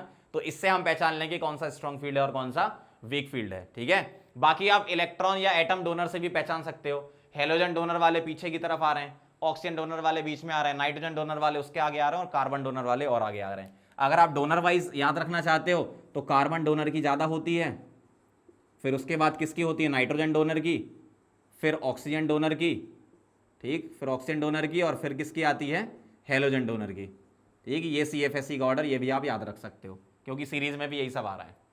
तो ये फैक्टर्स होते हैं, इसको नोट करो, फिर अपन कैलकुलेशन ऑफ CFSE भी फटाफट से कवर कर लेते हैं। लिख लो इसको फटाफट। चलो आगे बढ़ते हैं, अब देख लेते हैं calculation of CFSE in ऑक्टाइडल field है अपने सिलेबस में, ऑक्टाइडल ज्योमेट्री में हमें निकालना है। तो पहली बात तो CFSE का फॉर्मूला क्या होता है वो लिखो, crystal field splitting energy CFSE is equal to x into -0.4 delta O plus y into +0.6 delta O, ये वही है 2/5 और 3/5 है ना, प्लस z इंटू p मतलब पेयरिंग एनर्जी, अगर कभी पेयर बनता है तो वो मैं बताऊंगा कैसे निकालना है। जैसे अगर मेरे पास कॉन्फ़िगरेशन से चलूं मैं, सेंट्रल एटम देखो उसमें d इलेक्ट्रॉन पता कर लो आप, ठीक है। अगर d में 1 इलेक्ट्रॉन आता है तो 1 इलेक्ट्रॉन मैंने यहां फिल कर दिया। अब बताओ T2G और EG में कहां करेंगे, ये EG सेट है, ये T2G सेट है, बताओ जो लोअर एनर्जी का उसमें पहले फिल होगा तो यहां 1 इलेक्ट्रॉन फिल होगा। चलो स्टार्ट करो। CFSE कैसे निकालना ध्यान से देखना। अब यहां जो x है वो क्या है, number of electron in T2G level, कितने हैं, 1, तो 1 इंटू -0.4 डेल्टा O। अब y जो है वो क्या है, number of electron in EG set, कितने हैं, खाली है तो 0 है, तो +0 हो गया ये, प्लस पेयर कहीं दिख रहे हैं आपको, यहां या यहां या यहां, कहीं भी पेयर दिख रहा है, नहीं दिख रहा है मतलब Z0, इस तरीके से। तो ये क्या आ गया, -0.4 डेल्टा O, इस तरीके से निकालना। एक और समझो, D2 में देखो जरा, ये T2G लेवल है और ये EG लेवल है, 2 इलेक्ट्रॉन फिल करने हैं, 1 और 1 2। T2G में कहां करोगे, 1 यहां 1 यहां, अब्बा हुंस पॉली जो है रूल वो तो लगाएंगे ही ना अपन, 1-1 फिल करेंगे। चलो स्टार्ट करते हैं आगे, CFSE निकालते हैं। तो CFSE is equal to x, बताओ कितना है, x मतलब number of electron in T2G level, कितने हैं, 2, तो 2 इंटू -0.4 डेल्टा O। EG में कितने हैं, EG में नहीं है मतलब 0, तो 0, बस 0 ही हो गया, तो 0 इंटू +0.6 0 ही हो गया, प्लस पेयर कहीं दिख रहा है क्या, नहीं, तो Z इंटू पी मतलब 0 इंटू पी 0 हो गया, तो ये आ गया तुम्हारा -0.8 डेल्टा O, ठीक है। इस तरीके से चलना है आपको, नोट करो इसको, फिर अपन D3 पे चलते हैं। अगला है अपना D3 वाला, ध्यान से देखो जरा। D3 में 3 इलेक्ट्रॉन भर दूं, 1 2 3, यहां 1 2 3, तो T2G में अब 3 आ गए, मतलब x यहां कितना हो गया 3, तो 3 इंटू -0.4 कितना हो गया, ये -1.2 हो गया, -1.2, और y तो 0 था और कोई पेयर नहीं दिख रहा, तो z भी 0 है, तो यही आ गया आपका आंसर। अब सुनो आगे की कहानी क्या है। D4 में अब आपके दो केस बनना स्टार्ट होंगे। क्या केस होंगे? D4 में अगर डेल्टा नॉट कम है P से, मतलब पेयरिंग एनर्जी से, और डेल्टा नॉट ज्यादा है P से, ये दो केस बनेंगे। जहां डेल्टा नॉट कम होता है वो केस होता है वीक फील्ड लिगेंड का, वीक फील्ड लिगेंड, और पेयरिंग एनर्जी का मतलब स्ट्रॉन्ग फील्ड लिगेंड में ऐसा होता है। ठीक, जैसे अगर मेरे पास ऐसा लेवल है, कैसा, ये T2G लेवल है और ये EG लेवल है, ये T2G लेवल है और ये क्या है, EG लेवल है। ध्यान से देखना जरा, अगर मुझे इलेक्ट्रॉन चौथा फिल करना था तो मैं कैसे फिल करता? अगर मैं यहां फिल करता तो 1 2 3, अब डेल्टा नॉट कम है मतलब स्प्लिटिंग एनर्जी कम है, तो जो एनर्जी कम वही काम कराना आप, तो वीक फील्ड लिगेंड में ऊपर चला जाएगा। स्ट्रॉन्ग फील्ड में क्या है, पेयरिंग एनर्जी कम है तो पेयरिंग कराना, मतलब यही पेयरिंग करा देना, ऊपर मत भेजना। तो दो डिफरेंट केस आपके यहां पर जनरेट होंगे। ठीक है, तो इनमें कैसे करना है वो मैं आपको एक एक करके बताते जाऊंगा, पहले आप यहां तक नोट करो, फिर D4 का स्टार्ट करते हैं, CFSE निकालते हैं उसमें। ये समझ गए बाद वीक फील्ड लिगेंड और स्ट्रॉन्ग फील्ड लिगेंड में कब क्या करते हैं अपन, अभी और डिटेल में समझ लेंगे। ठीक है, नोट कर लो। चलो आगे बढ़ते हैं। अब यहां से आपके दो केस जनरेट हो जाएंगे। D4 में केस 1 क्या है कि स्प्लिटिंग एनर्जी कम हो पेयरिंग से, क्वेश्चन अगर पूछेगा तो गिवन होगी आपको ये वीक फील्ड लिगेंड में होती है। स्ट्रॉन्ग फील्ड लिगेंड में पेयरिंग एनर्जी कम होती है स्प्लिटिंग से। तो कैसे करना, देखो D में 4 हो गए अब इलेक्ट्रॉन है, तो 1 2 3 4 ये हो गए, 1 2 3, अगर स्प्लिटिंग एनर्जी कम है तो स्प्लिटिंग करा दो, मतलब ऊपर भेज दो, पेयर मत कराओ। अब क्या होगा, T2G में कितने हैं, 3 इलेक्ट्रॉन, लेकिन यहां पर EG में 1 इलेक्ट्रॉन आ चुका है, मतलब 1 इंटू प्लस 0.6 डेल्टा O, और अभी कोई पेयर नहीं दिख रहा है आपको, तो Z0। ठीक है, तो ये कितना हो गया, -1.2 इसका आ गया था, और प्लस क्या हो गया, ये प्लस 0.6 डेल्टा O, तो ये कितना बचेगा, ये बचेगा -0.6 डेल्टा O। समझ गए बात, ऐसे करना है। अगर पेयरिंग एनर्जी कम है तो पेयरिंग कराएंगे, तो पहले मैं यहां भर दूं 1 2 3 4, यहां देखना 1 2 3 और पेयर करा दिया चौथा। अब बताओ जरा CFSE कैसे निकलेगी। CFSE is equal to x, कितना है, number of electron in T2G कितने हैं, 4, तो 4 into -0.4 delta O, plus EG में कितने हैं, एक भी नहीं, तो 0, प्लस बताओ यहां पर और यहां पर कितने पेयर हैं, यहां एक पेयर है, यहां एक भी पेयर नहीं है, तो पेयर एक आ गया, इसका मतलब Z1 आ गया। ठीक है, तो 1 इंटू P, तो इसका आंसर आ गया आपका -1.6 डेल्टा O प्लस P। इस तरीके से सॉल्व करेंगे, नोट कर लो, फिर D5 पे चलते हैं। चलो आगे बढ़ते हैं, अब D5 का केस लेते हैं। ये जो D4 था यहां मैं क्या कर दूं, D5। ठीक है, इधर D4 की जगह क्या कर दूं मैं, D5। ध्यान से देखते जाओ, आराम से समझ जाओगे, बहुत ईजी है। मुझे 5 इलेक्ट्रॉन फिल करने हैं, यहां 5 कर दिए, यहां 1 2 3 4, और ये 5वां यहां फिल कर दिया। ठीक है, ये 3 इसमें सही थे, बस यहां 1 की जगह कितने कर दूं मैं, EG में 2 इलेक्ट्रॉन आ गए, और ये अब प्लस 1.2 हो जाएगा, प्लस 1.2, कोई पेयर नहीं दिख रहा तो Z तो 0 रहेगा, तो ये 0 हो गया। अब -1.2 प्लस 1.2, तो ये कितना आ गया, 0 आ गया सीधा सीधा। तो अब जरा ध्यान देना, आपने एटॉमिक स्ट्रक्चर में D5 कॉन्फ़िगरेशन पढ़ा था, तो D5 में वहां तो हम एक्सचेंज से समझाते थे, जितने ज्यादा एक्सचेंज होंगे उतनी ज्यादा एनर्जी रिलीज होगी, उतनी स्टेबिलिटी आएगी, क्रोमियम का जो समझाते थे, उसका सबसे बेस्ट एक्सप्लेनेशन ये है, क्योंकि ये क्या एक्सपेरिमेंटल डेटा पर बेस्ड है। तो CFSE 0 आ गई, इसका मतलब क्या हो गया, D5 हाफ फील्ड स्टेबल है, वीक फील्ड लिगेंड में D5 स्टेबल है। ठीक है, इस तरीके से आगे बढ़ते हैं। चलो यहां चलते हैं, D5 में पेयरिंग करानी है, तो देखना ध्यान से, पहले मैं 5 इसमें कर दूं, अब देखो 1 2 3 4, और यहां मैंने क्या कर दिया, एक पेयर बना दिया, हो गए 5। चलो यहां आ जाओ, यहां कितने आ गए, 4 की जगह क्या कर दूं मैं, यहां पर 5 कर दूं, ये तो 0 था पेयर, अब यहां कोई भी नहीं है, यहां 2 पेयर हैं, तो अब Z की वैल्यू 2 आ गई, Z मतलब पेयर होता है। ठीक है, तो ये कितना हो गया, यहां तो 2p हो गया, और 5 इंटू 4 कितना हो गया, 20, मतलब 2 हो गया। ठीक है, तो इसका आंसर आ जाएगा -2 डेल्टा O प्लस 2p। समझ गए बात, नोट करो, फिर D6 पे चलते हैं। चलो आगे बढ़ते हैं, D6 पर चलें, तो D5 हटा के मैं यहां क्या कर दूं, D6 कर देता हूं, यहां पर क्या कर दूं, D6 कर देता हूं। ध्यान से देखना जरा, यहां मुझे 6 इलेक्ट्रॉन फिल करने हैं तो 5 कर चुके हैं, और एक ये आ गया छठा यहां पर। यहां क्या होगा, 5 कर चुके हैं, अब 6th फिल करना है तो ऑब्वियसली पेयरिंग तो करानी पड़ेगी, अब कोई चॉइस नहीं बची, तो पेयरिंग भी कराओगे तो नीचे करा देना यहां पर, ठीक है। चलो CFSE कितना हो जाएगा, 1 2 3 4 इलेक्ट्रॉन आ गए इसमें, तो T2G में 4 आ गए, EG में अभी भी 2 हैं तो सही है। अब पेयर देखो, यहां एक पेयर, यहां एक पेयर, इन पेयर का डिफरेंस होता है Z, ठीक है। मैंने पीछे बताया आपको, यहां कोई पेयर नहीं थे, यहां 2 पेयर थे तो Z 2 ले लिया था, यहां एक पेयर और यहां एक पेयर, तो ये पेयर का डिफरेंस मतलब 0 हो जाएगा, तो ये 0 हो गया आपका, ठीक। 4 इंटू 4 कितना हो गया, -1.6 लिख दूं मैं इसको, ठीक है, और 2 इंटू 0.6 हो गया ये प्लस 1.2 डेल्टा हो, तो -1.4 और प्लस 1.2, बताओ जरा कितना आ जाएगा, ये -0.4 लिख दूं तो -0.4 डेल्टा ओ, सही है, चेक कर लो एक बार। 4 इंटू 4 16 मतलब -1.6, 6 इंटू 2 12 मतलब प्लस 1.2, तो -0.4, और Z क्या हो गया 0, क्यों, एक पेयर इधर एक पेयर इधर, इसका डिफरेंस Z 0, ठीक है। चलो आगे चलते हैं, D6 यहां पर आ जाओ, तो यहां क्या करूंगा मैं, यहां क्या करूंगा, पहले 1 2 3 4 5 6 यहां कर दिए फिल, अब देखो 1 2 3 4 5 6, क्योंकि अभी पेयरिंग करानी है ना, ये वाला केस अलग चल रहा है। चलो बताओ यहां कितने इलेक्ट्रॉन हो गए, 6 हो गए भाई साहब, तो ये हो गया आपका 6। EG में अभी भी इलेक्ट्रॉन नहीं है तो 0, लेकिन पेयर कितने बने, यहां 3 पेयर और यहां 1 पेयर, तो पेयर का डिफरेंस तो कितना आ जाएगा, ये 3 - 1, तो फिर से 2 ही आ गया वो वापस, ठीक है।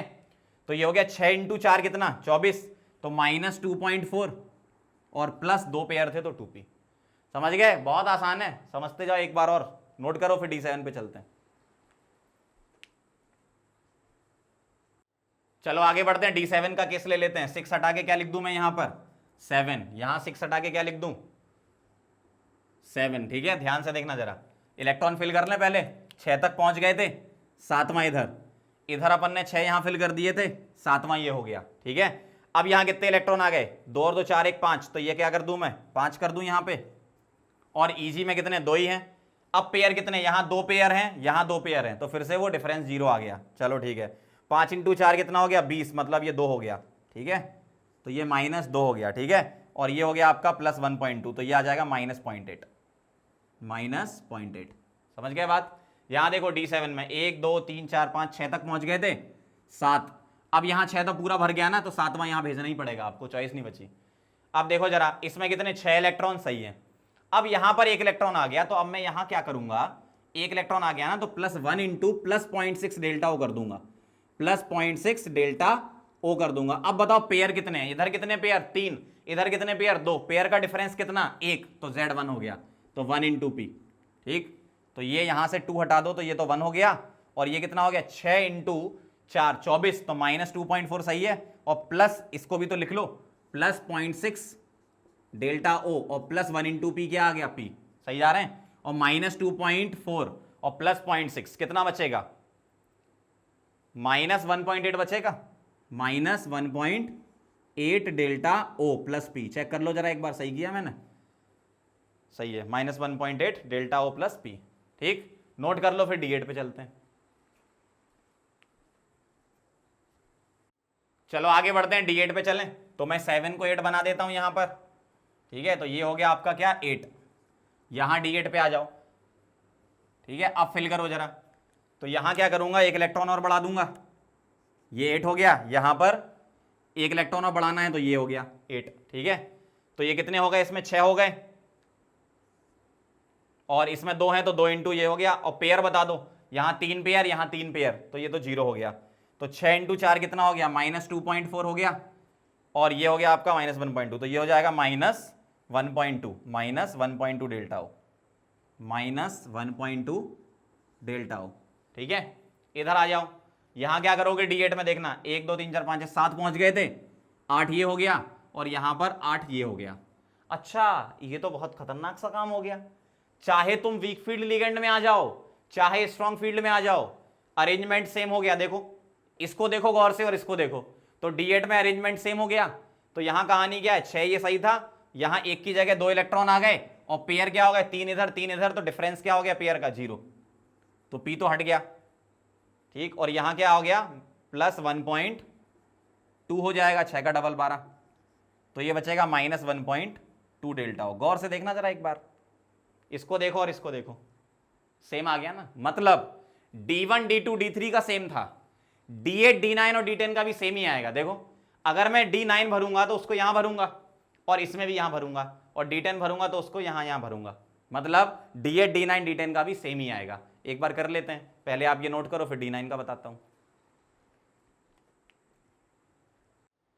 चलो आगे बढ़ते हैं, D9 और D10 पे चलते हैं। मैंने फिल कर दिया भाई, 9 इलेक्ट्रॉन इसमें कर दिए, सेम कॉन्फ़िगरेशन रहेगा चाहे वीक हो चाहे स्ट्रांग हो, तो ये भी आपका फिल करके मैंने पहले दे दिया। आप CFSE निकाल लेते सीधे सीधे, तो CFSE ये कैसे निकलेगा, इसमें कितने इलेक्ट्रॉन है 6, तो 6 इंटू माइनस 0.4 डेल्टा O और plus 3 into plus 0.6 delta O। अब बताओ पेयर Z कितने होंगे, 3 और 1 4 पेयर यहां हो गए और 4 पेयर यहां हो गए, इसका मतलब Z क्या हो जाएगा आपका 0, तो ये कितना आ जाएगा आपका -2.4, ठीक है, डेल्टा O, और ये हो जाएगा प्लस 1.8 डेल्टा O, तो आंसर आपका आएगा -0.6 डेल्टा O।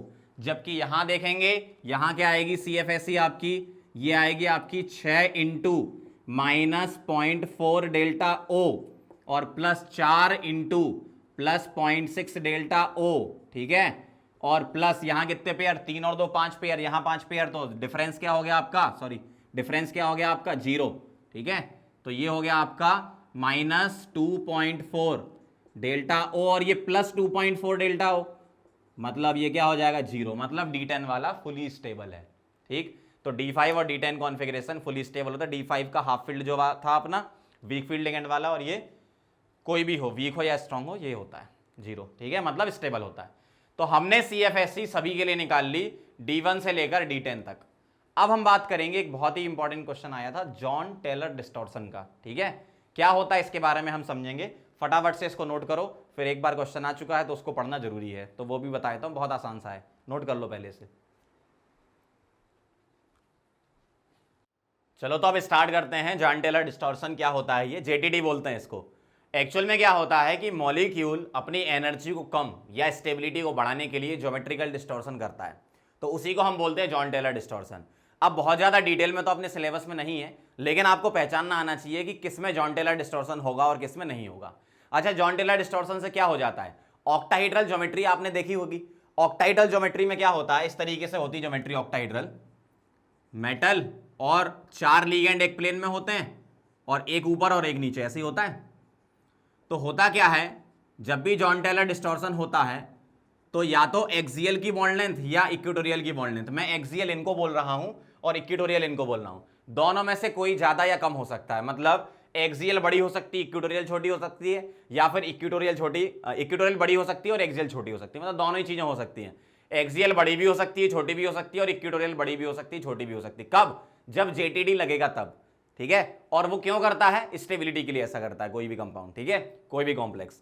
तो अब तुम्हें पहचानना आना चाहिए कि JTD कहां लग रहा है कहां नहीं लग रहा है। तो हम कॉन्फ़िगरेशन की मदद से पता करते हैं। कैसे, एक पॉइंट लिख रहा हूं और बहुत इंपॉर्टेंट पॉइंट है, ये पॉइंट याद हो गया तो काम हो गया आपका, क्वेश्चन बन जाएगा आपका एग्जाम में अगर आया तो, एक बार आ चुका है क्योंकि इन, बहुत ध्यान से देखना, in symmetrical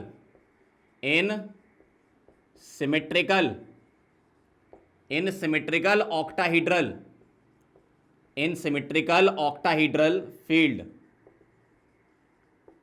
JTD, John Teller distortion, is absent. ये बात खत्म, बस। अगर सिमेट्रिकल फील्ड आ रही है, अब सिमेट्रिकल कहां कहां हो सकती है, सिमेट्रिकल हम किसको बोल रहे हैं, हाफ फील्ड कॉन्फ़िगरेशन हो आपका, कैसा हो, हाफ फील्ड या फुली फील्ड, या हाफ फील्ड और फुली फील्ड का combination, half field plus fully field, HF मतलब हाफ फील्ड, FF मतलब फुली फील्ड।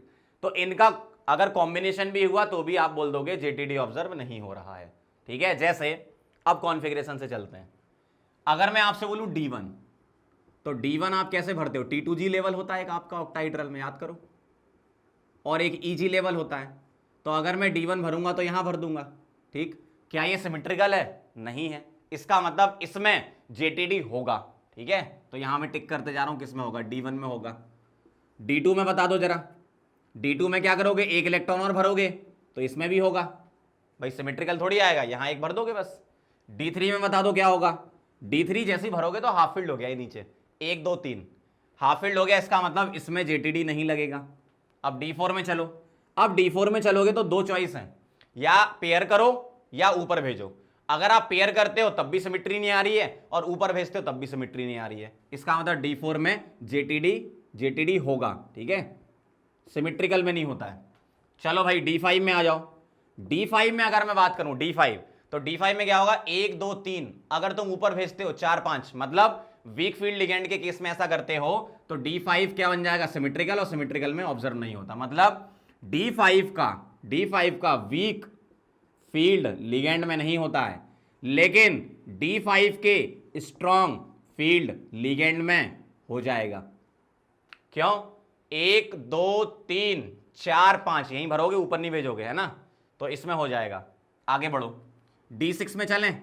अगर मैं D6 में गया तो D6 में भी दो केस हैं, वीक फील्ड लेते हैं पहले, 1 2 3 4 5 6, तो सिमिट्री नहीं आ रही है, इसका मतलब सिमिट्री नहीं होती तो जेटीडी होता है। कौन सा वाला, वीक फील्ड लिगेंड। D6 में आ जाओ, strong field ligand.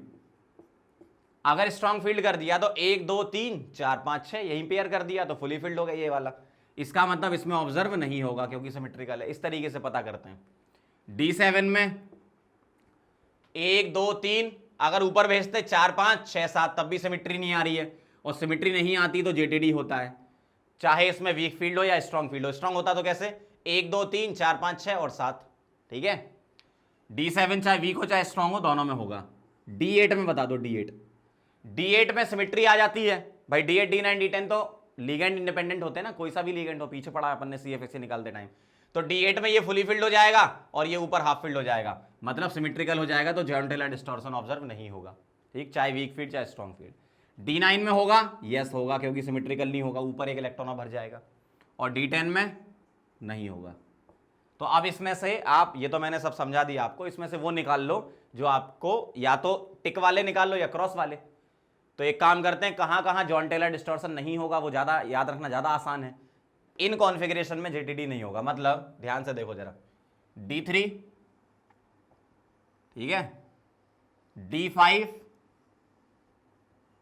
Week field ligand, D6 strong field ligand, D8 और D10, बस इनमें नहीं होता है, बाकी सब में होता है। बस इतना याद करके चले जाओगे एग्जाम में, आपका काम हो गया। D3 D5 D6 D8 D10, लेकिन D5 का वीक फील्ड और D6 का स्ट्रॉन्ग फील्ड, मतलब ये हाफ फील्ड बन जाएगा, ये फुली फील्ड बन जाएगा T2G, ठीक है, ये हाफ फील्ड T2G और EG हाफ फील्ड हो जाएगा। समझ गए बात। तो D3 4 6 8 10, ठीक है, नंबर डिजिट याद कर लेना, 35 68 10, और 5 और 6 में क्या, 5 का वीक फील्ड और 6 का स्ट्रॉन्ग फील्ड, ठीक है। बाकी सभी जगह आप करवा देना, इनमें जेटीडी नहीं होता है, ठीक है, जेटीडी इज एब्सेंट, ठीक, बस इतनी सी कहानी याद कर लेना, काम हो जाएगा आपका, ठीक है। तो ये था जॉन टेलर डिस्टॉर्शन, नोट करो इसको, फिर आगे बढ़ते हैं।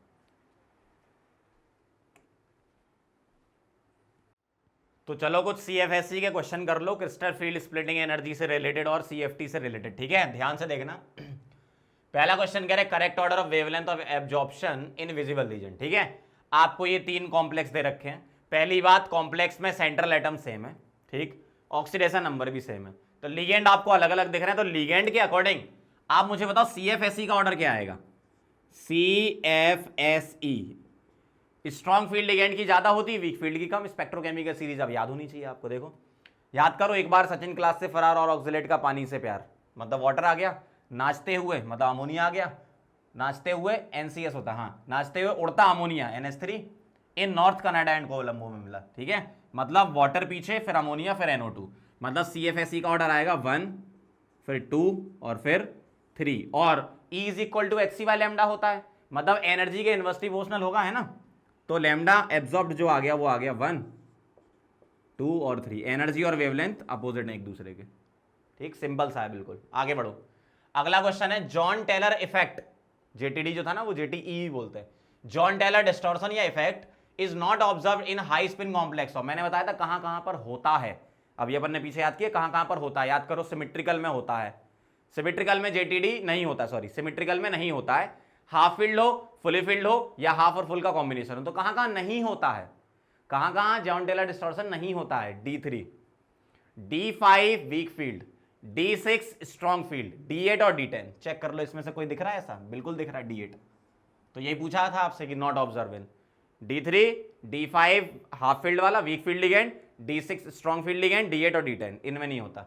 आगे बढ़ो, आपसे बोल रहे हैं कि लैम्डा नॉट फॉर दिस, मतलब ये जो लैम्डा नॉट दे रखा है ना, ये इसको CFSE अपन बोल रहे हैं, ठीक है, ये एक्चुअल में डेल्टा लिखना चाहिए उनको, लैम्डा गलती से लिख दिया, डेल्टा नॉट, ठीक है, delta not for this is 18,000 centimetre inverse, find the CFSE of this, मतलब ये कौन सा कॉम्प्लेक्स है, टेट्राइडल हो गया, टेट्राइडल कॉम्प्लेक्स है COCl4, इसका मतलब आपका रिलेशन क्या है, delta tetrahedral is equal to 4/9 times क्या होता है, डेल्टा ऑक्टाहीड्रल, ठीक है। अगर ये स्क्वायर प्लेनर होता, अगर ये स्क्वायर प्लेनर होता तो 1.3 टाइम्स करते अपन, ध्यान रखना है ना, 4/9 टाइम्स करना अगर टेट्राहीड्रल है तो 4/9 इंटू 18,000 सॉल्व करोगे तो ये कितना आ जाएगा, 8,000 सेंटीमीटर इनवर्स। अगला, arrange the order of crystal field splitting energy, बहुत बढ़िया, लिगेंड की स्ट्रेंथ पे डिपेंड करता, सेंट्रल एटम सेम है, ऑक्सीडेशन नंबर सेम है, चलो स्टार्ट करो, बताओ लिगेंड की स्ट्रेंथ पे डिपेंड करेगा तो वीक फील्ड कौन सा हो गया, वही सीधी सी बात इलेक्ट्रोकेमिकल सीरीज, एक बार सचिन क्लास से फरार, क्लास ही आ गया, और ऑक्सीलेट का पानी से प्यार, ठीक है, नाचते उड़ता अमोनिया आ गया, ये नॉर्थ कनाडा एंड कोलंबो में मिला, मतलब 1 पीछे आएगा, फिर 3 और फिर क्या आएगा 2, ये CFSE का ऑर्डर किसके अकॉर्डिंग लिखा मैंने, स्पेक्ट्रोकेमिकल सीरीज के अकॉर्डिंग लिखा, समझ गए बात को। तो इस तरीके से क्वेश्चन अगर आएंगे तो आप एग्जाम में बना लोगे, समझ गए ना, क्लियर समझ में आ रहा है ना, क्रिस्टल फील्ड थ्योरी पूरी की पूरी। अब आपकी इच्छा हो क्रिस्टल फील्ड थ्योरी छोड़ना चाहो तो छोड़ सकते हो, लेकिन फिर भी बेसिक चीजें जो थी वो मैंने पढ़ा दी आपको, और VVT पर मेन फोकस करना, VVT और आइसोमेरिज्म पर, इससे क्वेश्चन आने के चांसेस बहुत है, और मेटल कार्बोनाइल अभी पढ़ाने वाला हूं मैं आगे। CFT अगर आपके पास टाइम है तो पढ़ लो, मैंने पढ़ा दिया इसलिए, अगर टाइम है तो पढ़ लेना, आपकी इच्छा है, मान लो चीज़ें नहीं समझ में आती CFT में, कई सारी चीज़ें होती हैं इसमें, तो आप छोड़ भी सकते हो, कोई दिक्कत नहीं है, क्वेश्चन आया तो छोड़ना ही पड़ेगा, नहीं आने के चांसेस तो फिर बहुत हैं, JEE मेन और नीट तक की बात कर रहा हूँ मैं, है ना। CFSE मतलब क्रिस्टल फील्ड थ्योरी से अभी तक कम ही क्वेश्चन आए हैं, मैक्सिमम क्वेश्चन वो मैग्नेटिक मूवमेंट वगैरह पूछ लेते हैं, पैरामैग्नेटिक, कलर्ड और ये सब, आइसोमेरिज्म से पूछे हैं, कार्बोनाइल से पूछा गया है क्वेश्चन, तो CFT से क्वेश्चन पूछने के चांसेस कम है, लेकिन फिर भी मैंने पढ़ाया तो आप पढ़ सकते हो, कोई दिक्कत नहीं है, ठीक है, नोट कर लो। चलो बच्चों, तो आगे बढ़ते हैं और organometallic compound last portion cover करते हैं अपने चैप्टर का, बहुत सिंपल सा है, ध्यान से समझ लो। ऑर्गेनोमेटेलिक कंपाउंड क्या होते हैं, compounds in which metal is directly bonded with the carbon, directly bonded with carbon, carbon और मेटल की बॉन्डिंग होगी तो ऑर्गेनोमेटेलिक कंपाउंड बोलेंगे, सीधी सी बात है, ठीक है। अब ये बॉन्डिंग कैसी कैसी हो सकती है, हम ऑर्गेनोमेटेलिक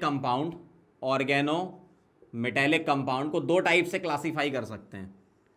किस तरीके से बोल सकते हैं, एक बोल सकते हैं हम आयनिक और एक बोल सकते हैं हम कोवलेंट। आयनिक ऑर्गेनोमेटेलिक कंपाउंड में क्या होगा, मेटल एंड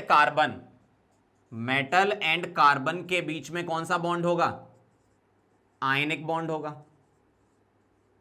और कोवेलेंट में क्या होगा, मेटल एंड कार्बन के बीच में कौन सा बॉन्ड होगा, कोवेलेंट बॉन्ड होगा।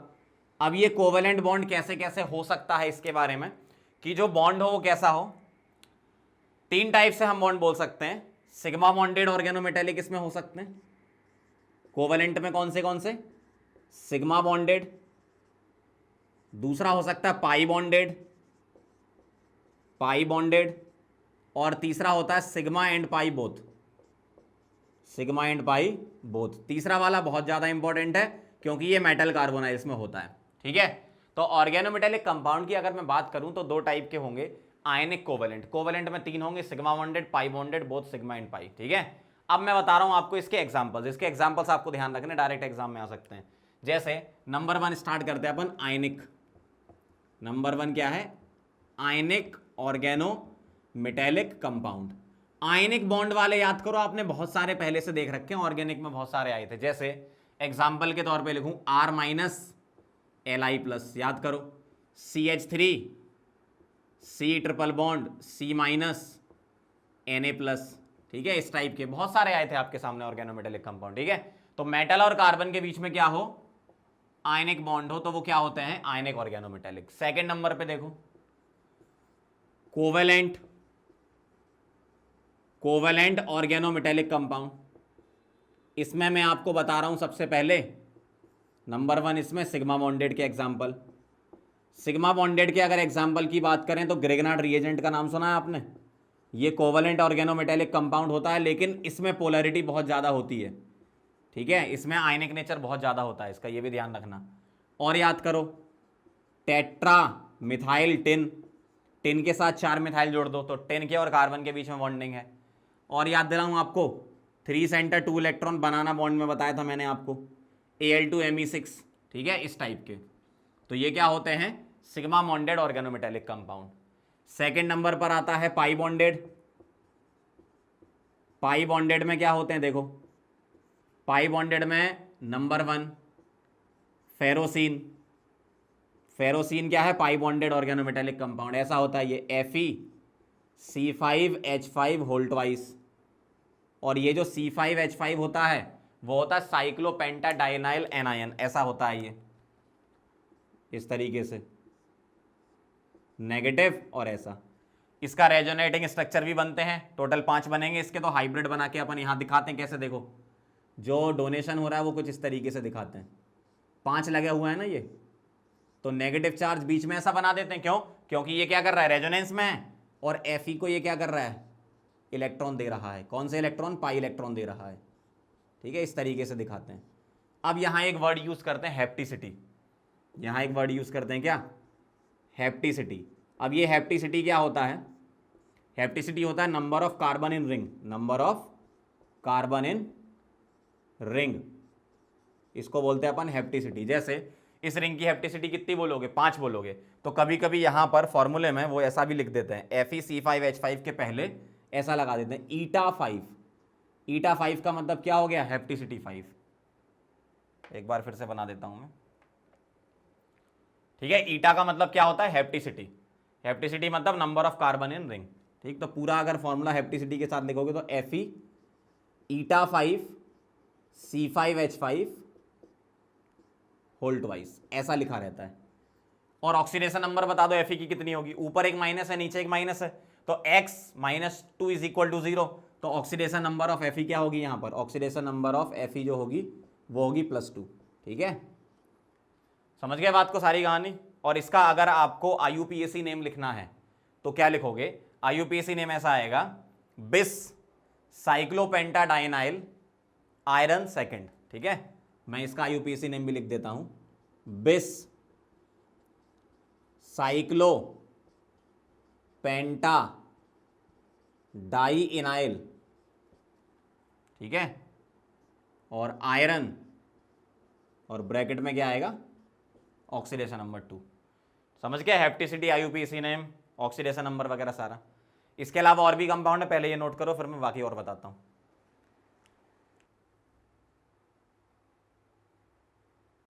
चलो आगे बढ़ते हैं। पाई बॉन्डेड में एक हम पढ़ चुके हैं फेरोसिन, दूसरा है डाइबेंजीन क्रोमियम। देखना जरा, इसका स्ट्रक्चर कुछ ऐसा होता है। पहले फॉर्मूला लिख दूं, Cr ईटा6 C6H6 होल ट्वाइस, ठीक है, ऐसा होता है ये, ठीक है।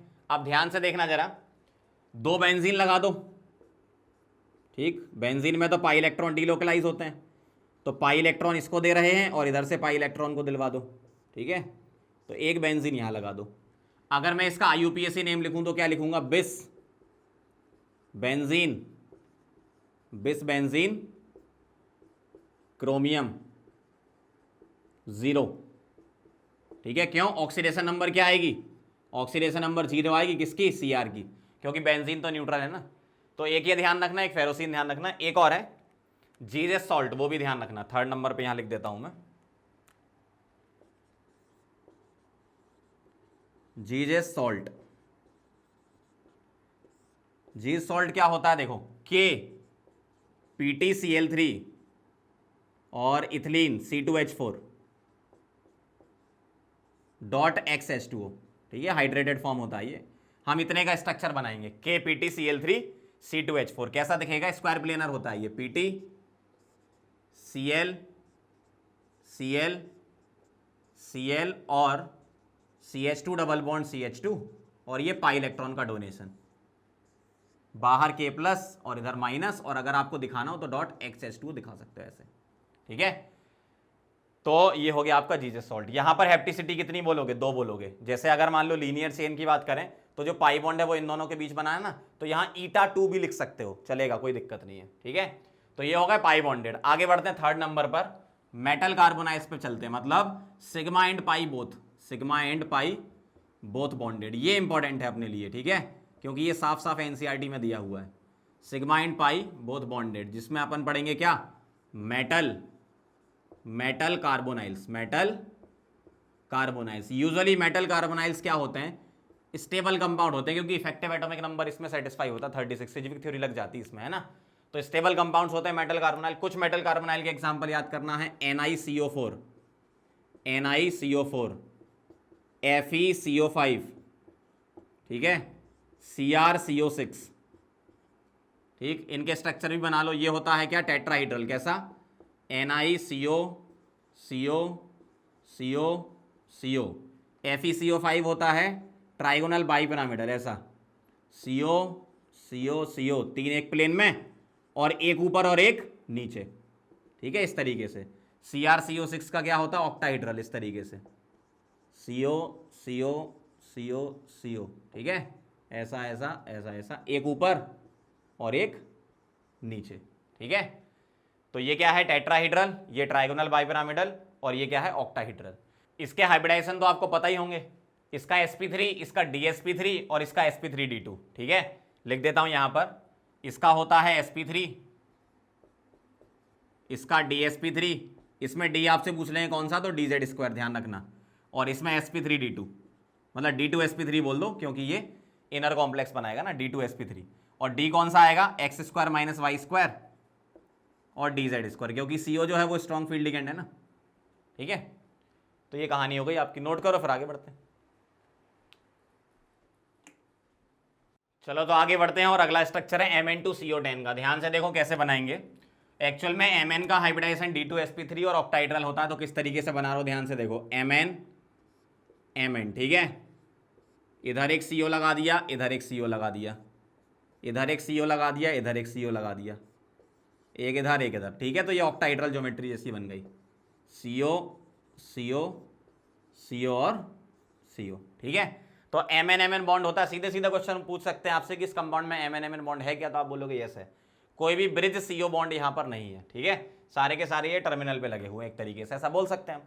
हाइब्रिडाइजेशन बता दो इसका क्या है, हाइब्रिडाइजेशन Mn का होता है d2sp3, और d2 जब होता है तो आप जानते हो dx² - y² और dz² होते हैं, ठीक। अगला है 5th नंबर पे, ऑक्टा कार्बोनाइल डाइकोबाल्ट, मतलब CO2 CO8। एक्चुअल में इसके 2 स्ट्रक्चर इक्विलिब्रियम में होते हैं। क्या होता है यहां पर, CO के साथ 2 कार्बोनाइल ब्रिज बनाते हैं, ठीक है, और बाकी कितने बच गए, 6 बच गए, तो 3 इधर दे दो, 1 2 3, 1 2 और 3। इसका एक इक्विलिब्रियम स्ट्रक्चर ऐसा भी होता है, लेकिन इक्विलिब्रियम बैक साइड की तरफ ज्यादा रहता है, तो अपन इस मेन स्ट्रक्चर इसको कंसीडर कर सकते हैं, ठीक है। जबकि ये इक्विलिब्रियम में भी रहता है, किसके साथ, CO बॉन्ड, और 1 2 3 और 4 CO इधर, 1 2 3 और 4 CO इधर, ठीक है। तो अगर आपसे पूछा जाए कि कोबाल्ट के बीच में बॉन्ड है क्या, तो आप बोलोगे हो भी सकता, नहीं भी हो सकता, मतलब इस टाइप का क्वेश्चन पूछते ही नहीं है फिर, है ना, समझ रहे हो बात को। तो अगर आपको स्ट्रक्चर देके पूछा जाए कि इन दिस स्ट्रक्चर बताओ ब्रिज वाले CO कितने हैं, तो आप पहचान लोगे ना, एक ये है, एक है। टर्मिनल वाले कितने हैं, ये वाले हो गए, ठीक है। CO के बीच में बॉन्ड है क्या, नहीं है। अगर स्ट्रक्चर स्पेसिफिक देके पूछे तो बताना आप आंसर, अगर उन्होंने फॉर्मूला करके दे दिया तो हो भी सकता है और नहीं भी हो सकता है, ठीक है। ये वाली बात हो गई। हाइब्रिडाइजेशन बोल दो, 1 2 3 4 5, मतलब 1 2 3 4 5 का मतलब क्या हो गया, ये dsp3, ठीक है। यहां कितने, 1 2 3 4 5, मतलब dsp3, क्योंकि कार्बोनाइल क्या होता है, स्ट्रॉन्ग फील्ड होता है ना, ठीक, ये जो बीच वाले CO हैं ये कोबाल्ट है, ध्यान रखना, इससे कंफ्यूज मत होना, तो मैं अलग कलर से बना देता हूं। बीच में है ये सेंट्रल एटम है कोबाल्ट, ठीक है, और टर्मिनल पे जो लगे हुए हैं या ब्रिज में जो लगे हुए हैं वो क्या है, लिगेंड है कार्बोनाइल।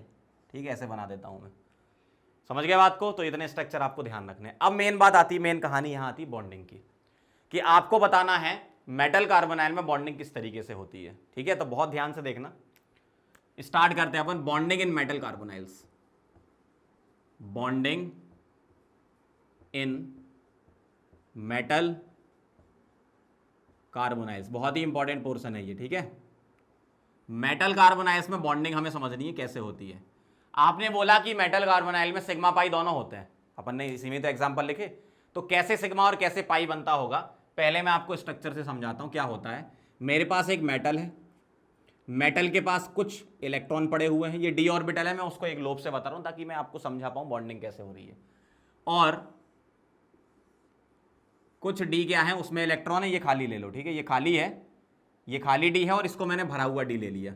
ठीक है, तो भरे हुए डी को मैं ऐसे डबल डंबल से दिखा रहा हूं, और जो खाली डी है उसको बस एक ऐसे लोब से दिखा रहा हूं, जबकि वो भी डंबल वाला ही होगा। ठीक है, और जो कार्बोनाइल है CO, और जो क्या है CO कार्बोनाइल है, कार्बोनाइल के पास क्या है, कार्बन के पास लोन पेयर तो एक ऑर्बिटल के पास होगा, तो मैं एक लोब से दिखा रहा हूं।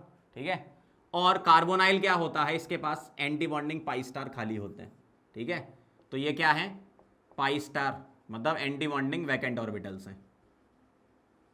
ठीक है, ये क्या है, फिल्ड मेटल डी ऑर्बिटल है, फिल्ड डी है ये।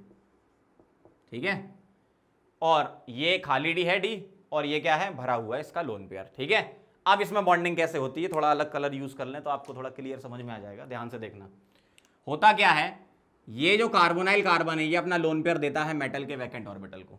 क्लियर, पहला पॉइंट, कार्बोनाइल कार्बन अपना लोन पेयर मेटल के डी ऑर्बिटल को देता है, तो हेड ऑन ओवरलैपिंग होगी तो कौन सा बॉन्ड बनेगा, सिग्मा बॉन्ड। ठीक है, और ये जो मेटल के जो डी ऑर्बिटल फील्ड हैं वो क्या करेंगे, साइड वाइज ओवरलैपिंग करेंगे, किससे,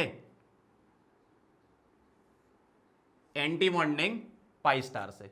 तो साइड वाइज से क्या बनता है, पाई बॉन्ड बनता है, मतलब मेटल और कार्बन के बीच में दोनों कैरेक्टर आ जाएंगे, सिग्मा भी आ जाएगा और पाई भी आ जाएगा। इस बात को हम लिख लेते हैं, ध्यान से देखना जरा। पॉइंट नंबर 1 क्या लिख रहा हूं मैं, metal and carbon sigma bond is formed by donation of lone pair of carbonyl carbon, carbonyl carbon मतलब CO वाला C जो है। ठीक है, carbonyl carbon to the vacant d orbital of metal, vacant d orbital of metal को देता है कौन, कार्बोनाइल कार्बन अपना lone pair. Point number 2,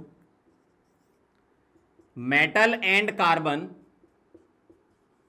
pi bond is formed by, metal carbon pi bond is formed by sidewise overlapping of या lateral overlapping of, sidewise overlapping या lateral overlapping of metal and carbon, मतलब metal के जो D orbital हैं वो और carbon के क्या है, एंटी बॉन्डिंग पाई स्टार। ठीक है, metal and carbon pi star orbitals.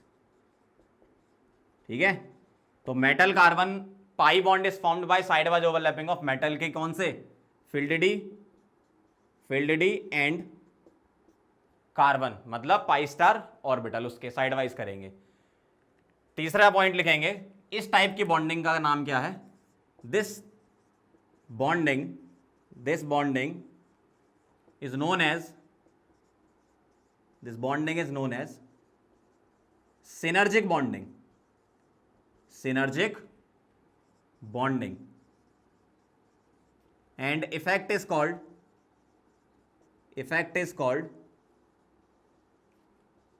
synergic effect। और जो यहां पर लिगेंड यूज होते हैं उनको बोलते हैं पाई एसिड लिगेंड। ठीक है, एंड लिगेंड्स आर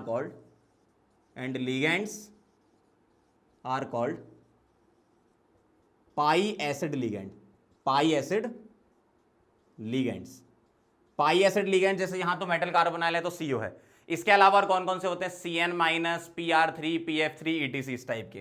तो पाई एसिड लिगेंड क्या? कार्बोनाइल हो गया, CN माइनस हो गया, PR3 हो गया, अल्काइल के साथ फास्फोरस हो गया है ना, PF3 हो गया, ETC। इस टाइप के पाई एसिड लिगेंड होते हैं, मतलब जो सिनर्जिक इफेक्ट दिखाते हैं। और सिनर्जिक इफेक्ट का मतलब क्या है? जो सिग्मा और पाई दोनों बनाते हैं। अब सिनर्जी इफेक्ट से क्या होता है? मेटल और कार्बन की बॉन्ड स्ट्रेंथ और बॉन्ड लेंथ पे फर्क पड़ता है, और कार्बन ऑक्सीजन की भी बॉन्ड लेंथ और बॉन्ड स्ट्रेंथ पे फर्क पड़ता है। पहले आप ये बेसिक थ्योरी इसकी नोट करो, फिर मैं आपको बताता हूं। मेटल कार्बन का बॉन्ड ऑर्डर कभी पूछ लेते हैं क्वेश्चन में, कार्बन ऑक्सीजन का बॉन्ड ऑर्डर या बॉन्ड लेंथ कंपेयर करवा लेते, तो कैसे करना है उसको, इसको नोट करो फिर बताता हूं। चलो तो अब हम बात कर लेते हैं इसके इंपॉर्टेंट क्वेश्चन की। यहां पर मेटल कार्बन और कार्बन ऑक्सीजन की स्ट्रेंथ के बारे में क्वेश्चन पूछते हैं। तो पॉइंट हम लिखेंगे, पहला पॉइंट क्या कहता है कि due to synergic bonding, due to synergic bonding, synergic bonding से क्या होता है? Metal and carbon bond order increases. Bond order बढ़ता है तो बॉन्ड स्ट्रेंथ इंक्रीजेस, तो बॉन्ड लेंथ क्या होगी? डिक्रीज। ठीक है, क्योंकि मेटल कार्बन के बीच में पाई कैरेक्टर आ जाता है। तो क्या होगा? Carbon and oxygen bond order decreases, bond strength decreases and bond length increases. मतलब मेटल और कार्बन के बीच में जो काम हो रहा है कार्बन और ऑक्सीजन में, उसका अपोजिट हो जाएगा। क्यों? मेटल के जो इलेक्ट्रॉन हैं वो इसके पाई स्टार ऑर्बिटल में जाते हैं, और आप बॉन्ड ऑर्डर जानते हो NB माइनस Na/2, तो Na में इलेक्ट्रॉन बढ़ रहे हैं, मतलब एंटी बॉन्डिंग में इलेक्ट्रॉन बढ़ रहे हैं, जिस वजह से बॉन्ड ऑर्डर डिक्रीज हो रहा है।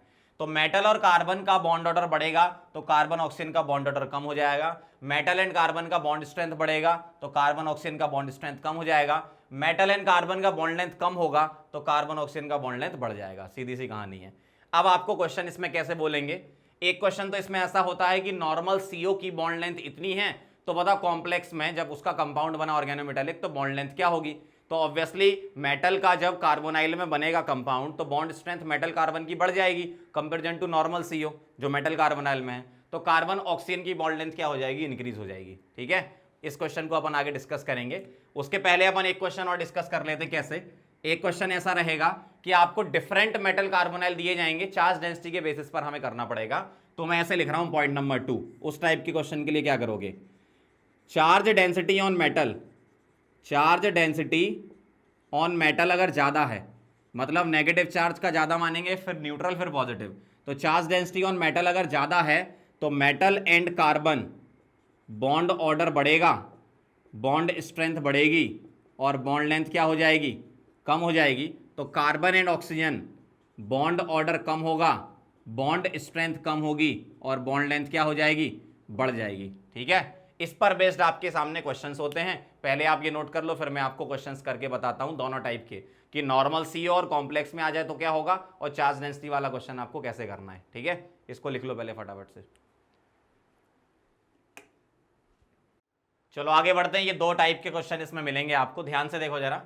पहला क्वेश्चन पढ़ लो, क्या कह रहे हैं? If CO bond length in CO is 1.128, ठीक है, नॉर्मल CO की बात कर रहे हैं without complex, then what is the value of CO bond length in FeCO5। मतलब मेटल कार्बोनाइल में आप आ गए तो देखो जरा क्या हो रहा है। Due to synergic bonding, metal carbonyl में क्या होगा? सिनर्जिक बॉन्डिंग होगा, जिस वजह से मेटल कार्बन का बॉन्ड ऑर्डर बढ़ेगा, बॉन्ड स्ट्रेंथ बढ़ेगी, बॉन्ड लेंथ कम हो जाएगी। ठीक, तो कार्बन ऑक्सीजन में इसका उल्टा हो जाता है। तो अब आपको कार्बन ऑक्सीजन के बारे में बताना है। तो एक बार बताओ, CO की बॉन्ड लेंथ इसमें नॉर्मल CO में 1.12 है, 1.128 है। तो जब मेटल कार्बोनाइल आएगा तो मेटल कार्बन का बॉन्ड स्ट्रेंथ बढ़ेगा तो CO का बॉन्ड स्ट्रेंथ कम होगा, तो CO की बॉन्ड लेंथ बढ़ जाएगी। तो 1.128 से तो ज्यादा आंसर आएगा। तो अब आपका 1.128 से ज्यादा कौन सा? ये नहीं है, ये नहीं है, या तो A है या फिर C है। लेकिन मेटल कार्बन की बॉन्ड लेंथ उतनी भी ज्यादा स्ट्रांग नहीं होती कि बॉन्ड लेंथ बहुत ही ज्यादा बढ़ जाए CO की। ठीक है, तो ये वाला ऑप्शन अपन काट देंगे, बस इसके नियरली आसपास रहेगी लेकिन ज्यादा रहेगी। तो 1.15 इसके आसपास है लेकिन ज्यादा है। ठीक है, तो ए आंसर हो जाएगा, ऐसे लगाना है। अगला देखो, कंपेयर CO बॉन्ड स्ट्रेंथ, ये सेकंड वाले पॉइंट से होगा। चार्ज डेंसिटी ऑन मेटल अगर बढ़ेगा, मान लो मेटल के पास नेगेटिव चार्ज है, जी हाँ, मेटल के पास नेगेटिव चार्ज भी हो सकता है, ध्यान रखना। तो अगर मेटल के पास नेगेटिव चार्ज है तो वो क्या करेगा? उसकी टेंडेंसी कार्बन के साथ बॉन्डिंग की अच्छी होगी, तो मेटल कार्बन का बॉन्ड ऑर्डर बढ़ेगा, तो कार्बन ऑक्सीजन का बॉन्ड ऑर्डर क्या हो जाएगा? कम, और कार्बन ऑक्सीजन का बॉन्ड ऑर्डर कम, तो उसकी बॉन्ड लेंथ क्या हो जाएगी? बढ़ जाएगी। ठीक है, अब मुझे चाहिए क्या था? CO बॉन्ड स्ट्रेंथ कंपेयर करानी है। ठीक है, CO बॉन्ड स्ट्रेंथ, ध्यान से देखो जरा। थर्ड वाले में मेटल कार्बन की स्ट्रॉन्ग बॉन्डिंग होगी तो CO की वीक हो जाएगी, तो थर्ड वाला सबसे पीछे आ गया। ठीक है, अब देखो यहां Mn पर प्लस लगा है तो मेटल कार्बन की बॉन्डिंग पुअर होगी, मतलब CO की बॉन्ड अच्छी होगी, मतलब CO की स्ट्रेंथ ज्यादा होगी, तो 1 सबसे ज्यादा होगा। बीच में क्या आ जाएगा, न्यूट्रल वाला, तो ये आ जाएगा CO की बॉन्ड स्ट्रेंथ का ऑर्डर। ठीक है, CO बॉन्ड स्ट्रेंथ। तो इस तरीके से अगर एग्जाम में क्वेश्चन आता है तो आपको करना है, बहुत ही इंपॉर्टेंट क्वेश्चन होते हैं ये दोनों। ठीक है, समझ गया बात को। मेटल कार्बोनाइज से रिलेटेड क्वेश्चन कैसे आएंगे इसको नोट कर लो, फिर मैं आपको कुछ इंपॉर्टेंट पॉइंट्स लिखवा देता हूं इस चैप्टर के जो आपको ध्यान रखने पड़ेंगे। ठीक है, लिख लो इसको पहले।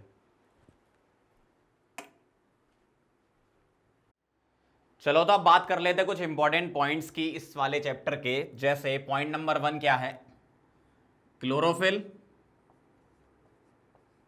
Chlorophyll, haemoglobin, haemoglobin and vitamin, vitamin B12 are coordination complex of, are coordination complexes of magnesium, iron and cobalt respectively, respectively। मतलब ये वाला होता है मैग्नीशियम का, हेमोग्लोबिन Fe का, और विटामिन B12 कोबाल्ट का। ठीक है, ध्यान रखना, आप डायरेक्ट क्वेश्चन भी एग्जाम में आ चुका है इस पर बेस्ड। पॉइंट नंबर 2 क्या है, anti cancer agent is cisplatin. Cisplatin क्या है, एक कोऑर्डिनेशन कंपाउंड है, PT Cl Cl ammonia ammonia. ठीक है, इस टाइप से स्क्वायर प्लेनर होता है प्लेटिनम, वैसे भी आप जानते हो, है ना।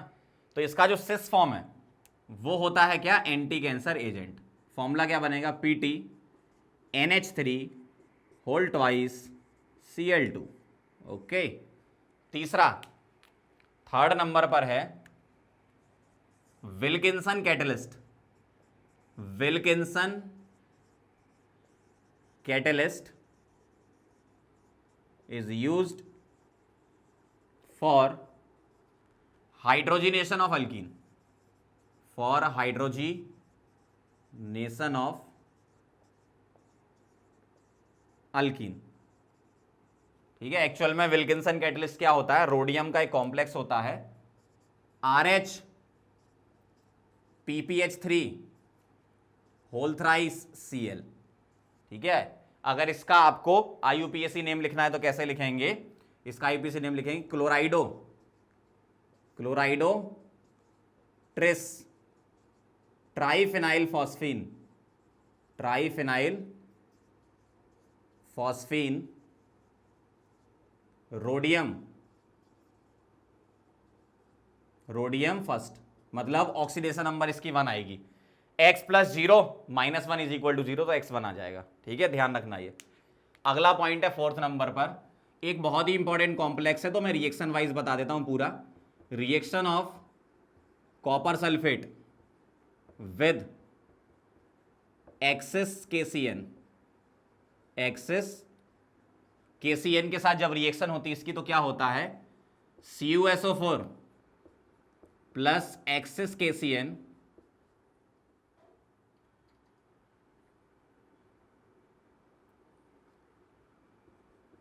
एक्सेस, ये बनाता है K2SO4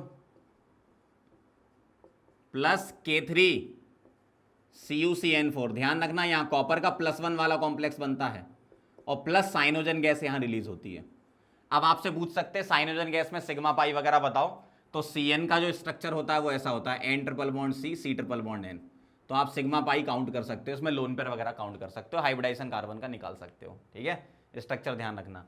और यहां जो कॉपर है उसका ऑक्सीडेशन नंबर क्या है, +1। ठीक, ये होता है इसमें।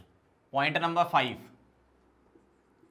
चीलेट कॉम्प्लेक्सेस, चीलेट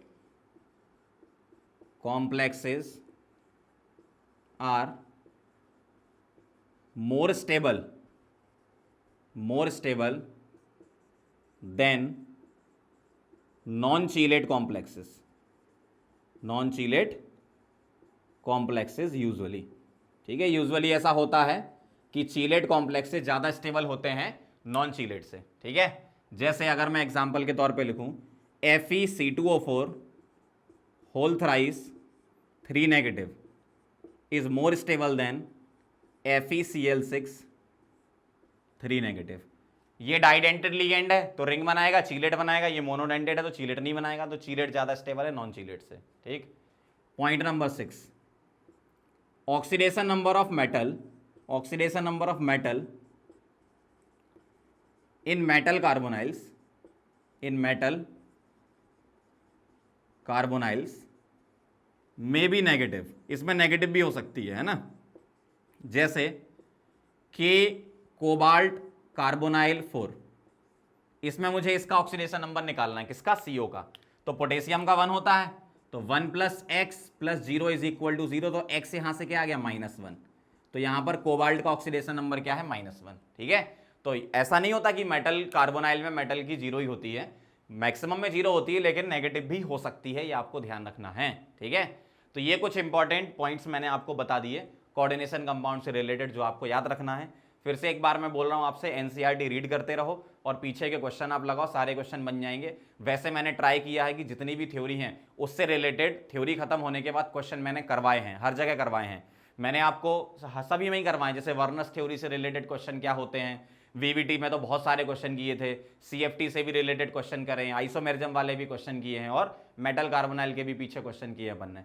तो सारे क्वेश्चन मैंने आपको कवर करा दिए, इंपॉर्टेंट पॉइंट लिखो और चैप्टर को खत्म करो। एनसीईआरटी रीड करो, पीछे की एक्सरसाइज लगाओ, ठीक है, और एनसीईआरटी एग्जाम्पलर के क्वेश्चन लगाओ, बढ़िया से बन जाएंगे सारे। जितनी थ्योरी कोऑर्डिनेशन की मैंने पढ़ाई है बहुत है, सफिशिएंट, मतलब मोर देन सफिशिएंट है आपके जेईई मेन के लिए और नीट के लिए, ठीक है। एडवांस में आइसोमेरिज्म में कुछ एडवांस टाइप के भी क्वेश्चन आते हैं, तो वो यहाँ पर मैंने कवर नहीं किए हैं, लेकिन जितना भी आइसोमेरिज्म मैंने यहाँ पर पढ़ाया है, नीट में और जेईई मेन में अगर क्वेश्चन आएगा तो उन्हीं में से ही आएगा। एग्जाम देने के बाद तुम खुद ही बोलोगे कि सर इस वीडियो में से ये वाला क्वेश्चन आया, इतना तो पक्का है, ठीक है।